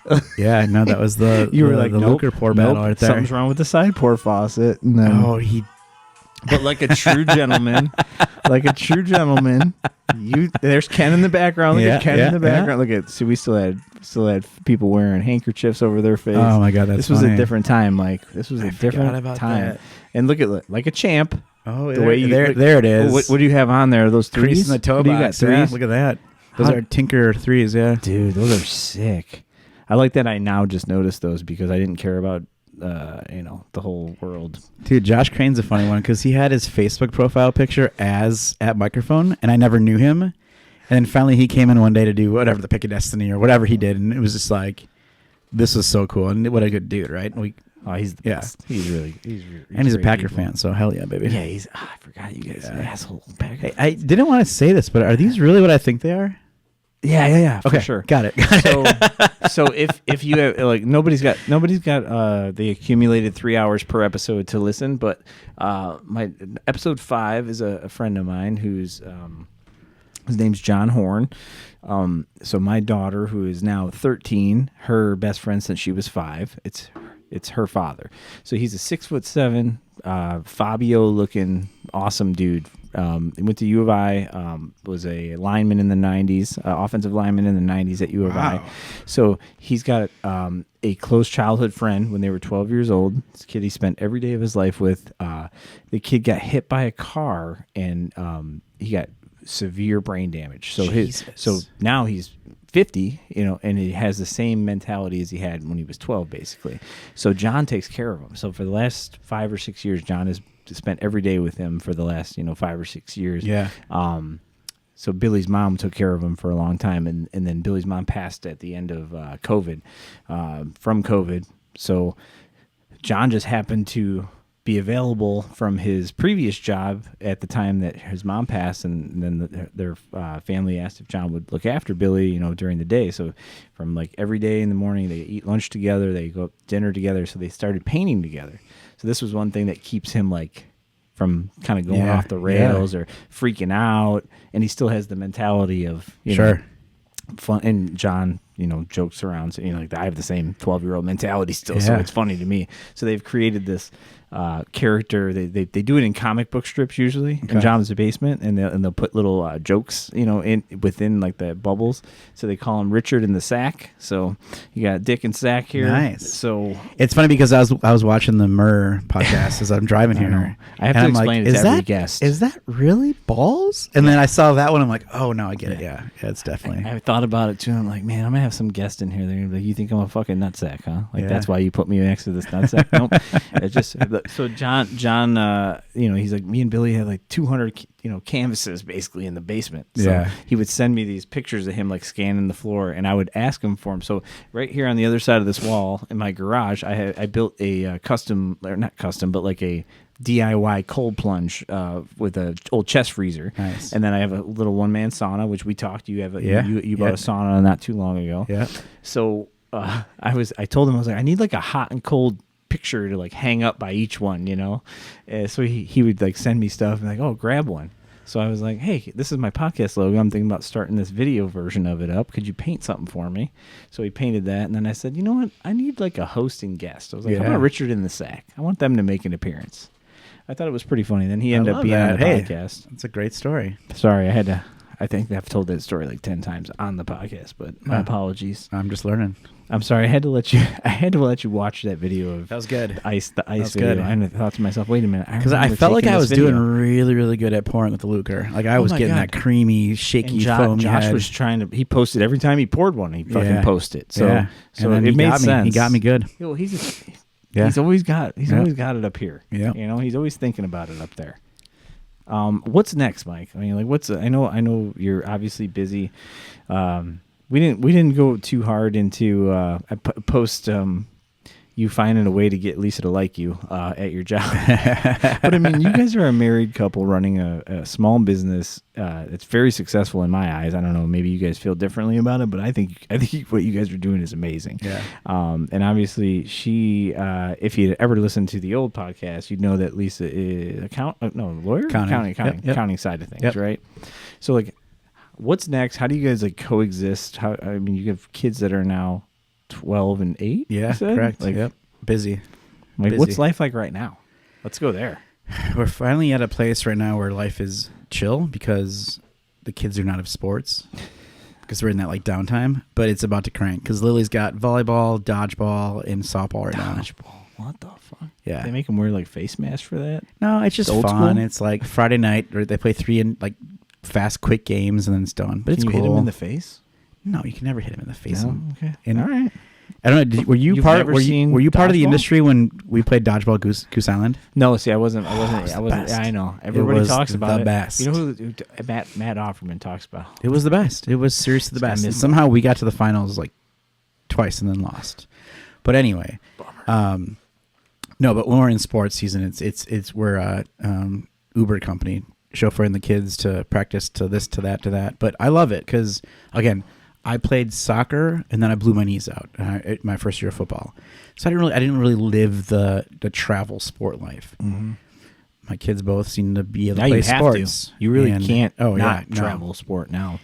I kind of hate it because there's such a lucrative. Yeah, it's lucrative for it's them. not. Yeah, it's not incubating kids to win. It's about making money. But anyway, yes, 1,000%. They're interested. I'm about to pay $150 just so my kid doesn't have to go to a wiffle ball tournament that the facility that he plays for gets a third of somehow. Crazy, right? Yeah. So yeah, cool. No. Anyways, so it's a lot of that. It's a lot of, and like I said, I'm coaching the softball team, assistant coach for that, which is fun. My brother's living your life right now too. I mean, I assistant coach for Joseph the last like 5 years too. But my brother's his first year, 11. Oh yeah, it's 11U to travel. He's assistant coaching this time. I like it. Like it's been a great camaraderie with the parents because now we're at a place where like the kids are practicing like 3 times a week. Yep. There's a weekend full of multiple games. Getting real serious. And now we all hang out. And they're always like, can you bring more beer for the sideline? Well, and I'm not like, I love baseball. Like I still have the MLB package. I still watch baseball. Yeah. I love it. I've never been like an X's and O's type, coach type. And I was just hanging around too much and helping out too much at practices. And I got sucked into being an assistant coach. Yeah. And then that was in-house. And then all of a sudden it was travel. And now I'm an assistant coach again in travel. I'm like, I don't belong in the dugout. Yeah. So this is my first year in like 5 years not But coaching. a lot of it though was just like I was the rah-rah Sometimes guy. you need organization too. Like, hey, who's up next? I was just the rah-rah guy. I was the fundraiser guy, the rah-rah guy. That was me. But you need all that stuff, right? Mm-hmm. So your role can be, I mean, I don't know if I have the time and bandwidth to be a head coach ever, but like I don't have the skill to be a head coach. I'm here to, hit balls or, throw or warm up a pitcher or, be in the dugout and be like, all right, who's up next? Here's what's going on. Like get ahead of the game, like that kind of stuff. Like it's fun. It's cool. Lily's engaged in it. It's awesome. Dude, so yeah, all the sports stuff, like that's our life. It's like my best friends now are dads from baseball now. Yeah. And we hang out every weekend and drink beer. Yeah. But no, we were actively looking at a place to do a second location in Wisconsin, and unfortunately, after It's always been the dream, Mike. years of doing it, we stepped back out of it, and now there's a new opportunity that I'm exploring. What? Yeah, it's way too early. We literally talked about it last night with an alderman. But it's always open about keeping those doors open and seeing what opportunities are out there, seeing if something makes sense, whether it's locally, do a second location here, do something in Wisconsin or not, like just figuring that out. I think a lot of it is figuring out nowadays with a lot of breweries closing, with, the increased cost of stuff, to just make sure that we're around, tough to watch. Stay afloat. It is. I was just talking to our label provider, who now is down the street from us, BevRap, and just having that heart-to-heart about the industry. And it's crazy to see, but there's also like a reset that's happening. And I hate to say that, right? No, that's fair though. Yeah, it's fair. But like when we started, there were 4,000 breweries, right? We got to what, 10,000, 11,000? Like that's insane. And unfortunately, the consumer behaviors have changed a lot. There's a lot of new products in the game. And so for me as a business owner, and also someone who has employees that rely on us to be open, we got to be smart about what we do, right? We got to make sure that we're not making stupid decisions with maybe trying to force a second location or buying too much vanilla or something like that. Like we got to be smart about that. You already made that mistake years ago. Yeah. But now it's just being smart about that stuff, and then focusing on, customer service is a big thing that we got to focus on always, because our tasting rooms are what keep us going. Yeah. And so any way that we can get people to come out and have a great time. We've changed our menu to have food now. We've got cocktails, we've got wine, we've got cider. So any of those things that we can do to adapt and adjust. Yeah. It's like, how do you balance that, everybody's like, oh, we got to do bingo it's like you have to fill every day into the week because which we never used to have to, right? You made a beer and people came for it. Exactly. Yeah. Like, how do you balance that? Because you don't want to step away from who you are totally. Yeah. But at the same time, there's an appetite for some of those things. There's like it's also just, again, making sure that you're doing who you are, right? Mm-hmm. So like our bingos are, I throw a giant prize out there. Yeah. And I make sure that people you have come Efron out. come and DJ. Yeah, DJ. Yeah. Like, and just stuff Right. that makes sense to our brand and who we are, and doing things that just, keep our motto and our story going strong. But yeah, and then I think just trying to have fun. The saddest part about where we are right now is that we all have kids. We all have things to do. And so there's plenty of time where I'm like, guys, I wish we just had a Saturday where we just bounced around from brewery to brewery. It's like one day. But a lot of us don't have that time anymore, right? And so it's just trying to figure that stuff out and like bring all that back. Do we need to think about this? Do we need to sit down and do like a League of Extraordinary Gentlemen's monthly, like, like we need to get like, we put a limit on it, 12 people, 15 people. We get a bus, we get whatever it is. Like some responsible dads only. Yeah. Dads only. The book club. Dude, yeah. Hey, honey, your book club's fine? Yeah. We're doing a book club. Brewery club? Yeah. I don't know. But no, I think it's just things have changed, right? And like the excitement of certain beers have gone away a little bit, but it's then understanding what should we make. So, a lot of the seltzers nowadays, like this product, this limoncello we did is quickly become like our third best seller, which is wild to us. Good. Yeah, it's like a year-round product. Mike check number one? Mike check's number one, Mambo's number two. Mambo's number two. Mambo's number two. I like that. Yeah. Especially around here. Yeah, it does really well. I dig that. Special restaurants and stuff like that. And yeah, again, a beer you wouldn't think Microphone would make, but we didn't make like a pizza box. Yeah, we didn't make them in the beginning because they took too much time. Right, there was no financial reward out of those beers, so that was part of that. Have you guys fucked around with like the horizontal tanks or anything like that? It's just a time thing. It's just a time thing. Well, no, we lagered for 2 months. Like Mambo's in the tank for 2 months, but no, I mean we don't have the space for that. And then I talked to like German breweries and they don't have horizontal tanks. Like, we don't do that either. But I mean, we want them because they're sexy looking. Hey, I saw your ass at Goldfinger pounding in the. Oh yeah, hell yeah! I love what they do. Offended over there. you didn't call me while you were. It's this Southwest, but I appreciate it. Forget how far away this is too. Tom's over there just fucking finding himself on the top of a bunch of lists. Yeah, right? I had a blast over there. That was an awesome invite to get that to do that. It was cool. Good beer. But yeah, I mean, I think it's just now, making sure we pertain to everybody, have a good time. And then I've got other things I'm doing, personally, just trying to enjoy life. Yeah, what else are you doing? What's driving Mike outside of microphone? We got a, besides softball. We got a little, place up in Wisconsin we go visit and hang out there. Are And we fishing? What are we doing? Fishing, exactly. So I hated fishing. I was bored with fishing as a kid. Up until about 5 years ago, Yeah. my buddy and I went down to Florida, and he's like, I want to fish. I'm like, all right. So I researched, found a charter, and this guy was ex-Marine, younger kid. Was awesome. He's like, hey, it's my birthday. I'm clearing my schedule. Let's just go fish all day long. So redfish, snapper, all this stuff. I'm like, hell, I loved it, right? Yeah. When you know how to fish and Jacked actually up. catch fish, it's freaking awesome.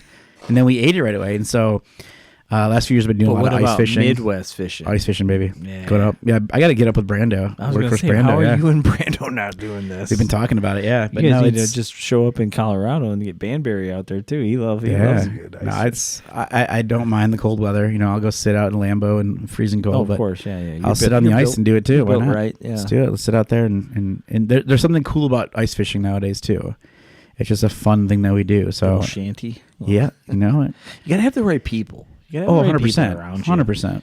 Because I'm not going to be the guy. I'm not going to own the boat. I'm not going to be the guy with the auger. I'm not going to be I don't have that either. The shanty. I need to know those people. But man, does it bring me a lot of I'm there fucking to learn, happiness right? to be right. And again, I think as I've, sometimes you get too deep into something and then you forget to explore other things. Yeah. So that's where trying fishing, to refine Mike again. Yeah, let's do something that's outside of my zone. I think that's part of why I started brewing, because I was so deep in the music industry that I needed something else to do.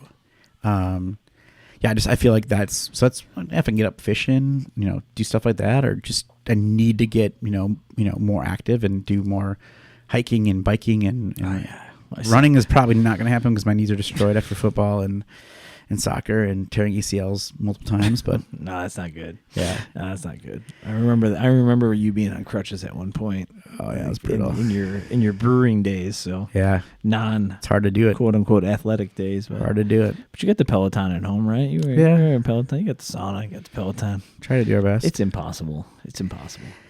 I also I'm like that chef who eats the food, right? Yeah, I'm going to drink our beer and try our beer to make sure that it's all we want it. Oxtail after we finish this, and then I'm gonna, you said, I'm drinking too much. It's bad. It's terrible. What are you gonna do? You got to enjoy I love it, the though, industry. right? I love the lucky. people. I love everything about the industry still, and it even been removed from it. I still love it, and you're not gonna just walk away from it. No, and I don't think you'll ever will. I think we even talked. We sat down. I thought about hiring you. Remember, dude? Mike, trust me. When we met that day, where did we go? Rick? No, we went to Ellen's. Ellen's, yeah. Right. And I was thinking about the whole. I was like, how can he hire me? Yeah.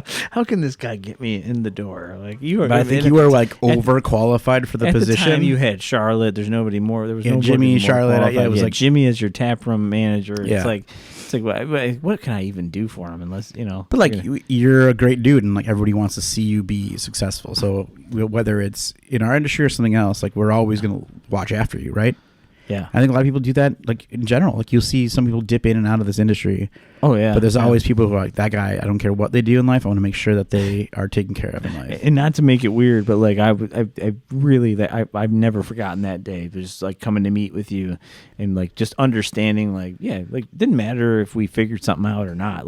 The fact that you even attempted, because you were thinking hey, this guy he left a job that we got let go from a job that was in the industry, and hey, he's a valuable person. Maybe we can figure it out. But I'm a little more complicated with 3 kids, and I'm 40 years old versus a lot of the people in this industry that would be looking at something like that would be 25 and just whatever, full of life, ready to go. But yep. I will always appreciate that moment, just be sit down. We got to talk. We had a great conversation, had a little food, talked, had a beer. Yep. No worries, right? Yeah, for sure. Good time. That's what it's about. I mean, I think being 10 years in, 15 years overall, right? It's hard to sometimes think about. You've been where doing it this a long started, time. Right? Yeah, a long time. And there's been some ups and some downs and some learnings for sure. But fuck, dude. This is pretty wild what we're doing. It's absolutely Drew once said, if you find something in life that you love, you'll never work a day in your life. And there are so many times that I get to wake up in the morning and be I get to go to a brewery and do this for a living. It was not what I planned to do. It really wasn't. But it worked out. And I think that between the passion I had and my wife's kind of like knowledge and smarts about life, I did not have that smarts and knowledge about life. Somebody keeping you grounded. Yeah, and it definitely it paved the way for us to do what we did and had fun and have fun. And I don't know what the legacy is going to be, and it's weird to think about that because I was just in Germany at a 997-year-old brewery, right? That's great. Like they're about to celebrate 1,000 years. Like we're about to celebrate 10, but 10's a giant milestone right now back home. And it's just like I can't. Do you ever think about that? Like, is there something after, or is there something you're just like at this point in your head? Are you like, we'll do this until the wheels fall off, basically, or like, yeah, I don't know what I would do. I don't even like. Oh. I think my LinkedIn page is probably like 20 years old at this point. Like I have no clue. Like I wouldn't even know what to do. I'll probably just go work at Walmart again and be a cart boy. Let's go. Send me back to Jewel, dude. I'll bag up them groceries. Yeah. Oh, you worked at Jewel, didn't you? Oh, hell yeah, dude. Nice. 15, 16, yeah. I worked at Walmart from... the old 4 to 7 shift when I was in high school. Yeah. 4 to 7. I did Walmart for 7 years. It was a Walmart guy. It was Eric Schutz that... was he? Used to own Iron. Yeah.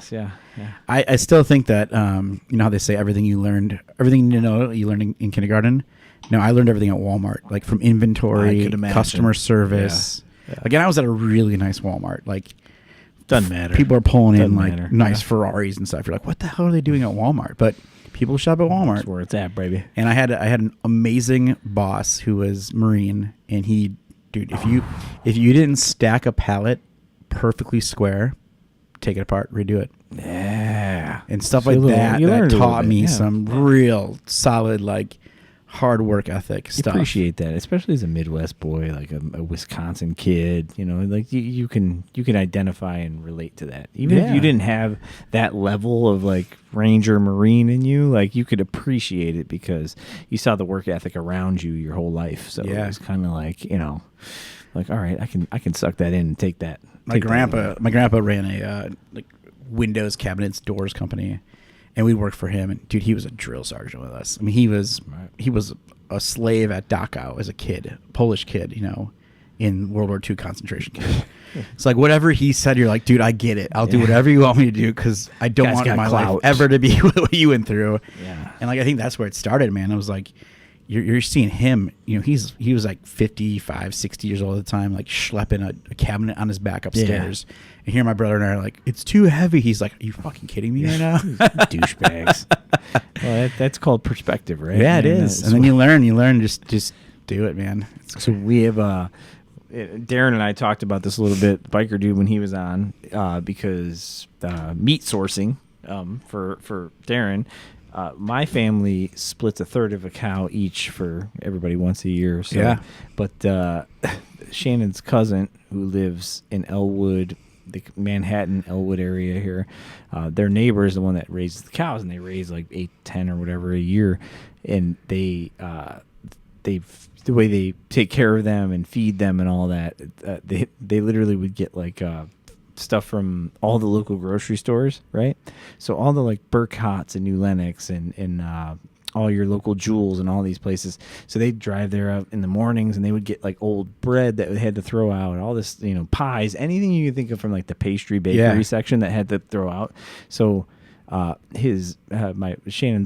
wife's cousin's neighbor his dad is 92 years old.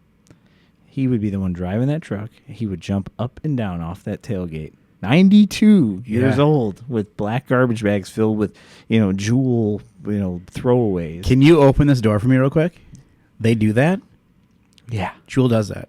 Well, I mean, I don't know about everywhere, but like Burkhott's cool, and Jewels and all that. Dude, you know what I hate in life is food being wasted. Yeah. So like all the bakery stuff. All right, good. I'm talking like you picture, the truck John Brand had at Open Oak Outcry. Yep. So, picture that black truck. Yeah.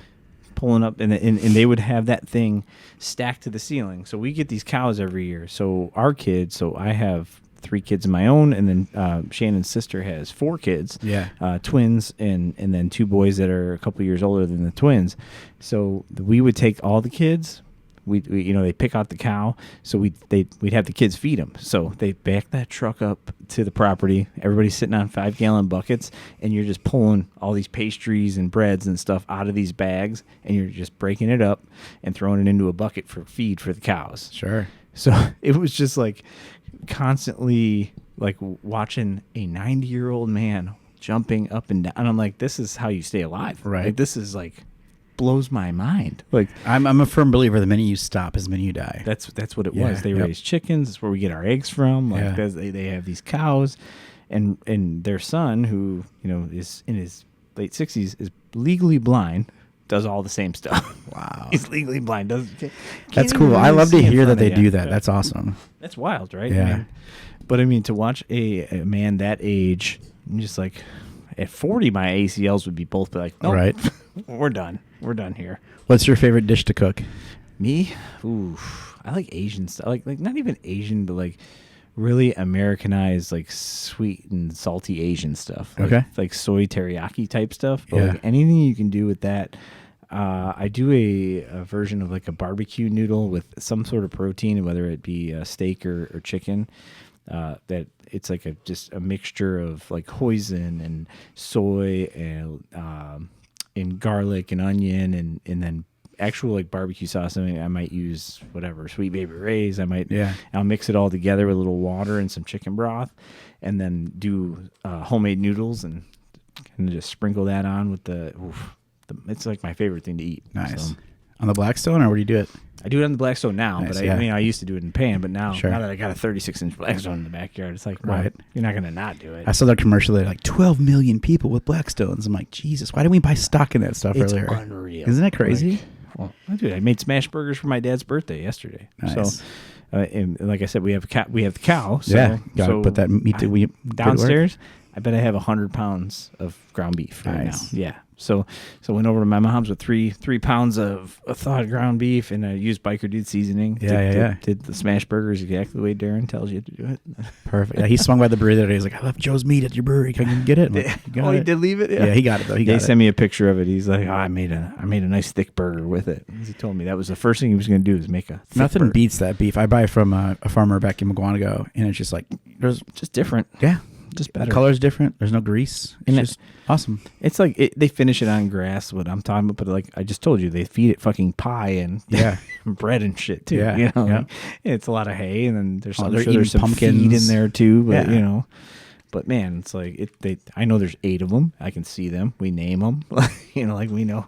Hey, if anybody's listening to this and has a farm that needs grain, we got Yeah. plenty of spent Jesus. grain. How about it? God, What wish we happened could- there? Like it was like It's just a pain in the ass to everybody come was get. doing it. Yeah. You can't rely on the farmer. Yeah, or and the then farmer it can't rely on smells. you. Or You get flies and mice and rats oh my and stuff. god, the Like, people you don't want that. The Lake Zurich, the Phase 3, the people around us, they would complain about the smell, and then Yeah. they would be complaining, and then everyone would have to deal with that. But and, if we could put it to use, it'd be so helpful because that stuff's great. I know. Great. It's great for him. Like, Yeah. probably make some good meat too. I never had the actual like science to tell you that to taste one afterwards. But Yep. if you're gonna eat burgers and stuff, might as well be fed by grain that was used to make beer. There you go. Probably drinking a beer with it anyway. Let's finish with shout out again. Let's remind ourselves we had oxtail Philly cheesesteak, Oh, sweet yeah. potato fries, some sort of sweet and salty Asian wings from Dorrie's in Elk Grove Village. Yeah, I mean it's a little place, but they are creating some cool food. Oh my god, it's really good. And like I said, the first time I tried to go there, they were sold out, and so it's great. It smells awesome in there. And like you walk, you're like, And it's just like strip mall type, like this is actually a little standalone. standalone. This- Okay, yeah, but good. it's nondescript. They're actually working on getting a sign. But if you Google Dorrie's, you'll find it. That's And, the craziest shit you've ever said to me. right. They're actually working on getting a sign. Well, that's what she They said to make me today. this She was level so of excited. food, Yeah, and they're actually working on getting Yeah. a sign. That's crazy. so they're getting that sign up, and they're doing well. So it sounds like it's a What's husband and the- wife couple doing it. And, What's the Instagram guy again? Good? Philip Good. So Philip Good. super_good. Super good. That's right. Check out his stuff. Yeah. This will fun. probably come out like right before Christmas. So is anything? And we're probably gonna miss the Santa thing. Yeah. Santa's this weekend, and Yeah. then I think Anything that, coming no. out? Anything to look forward to in the new year? Any We got, memberships. I mean, I guess Yeah. if this, this is perfect timing. So we are going to release barrel-aged chicken and waffles. Oh, shut the fuck up. Yeah, we never did it, but we're doing it. So it's Are in you the gonna call conditioning tank right Brandon? Are you now. going to call Brandon? Oh, I'm going to send them bottles for sure, yeah. Please. And that was a wild concept that got really good reviews. It's hilarious, right? DDB. DDB loved it, yeah. Yeah, you know what? We should probably.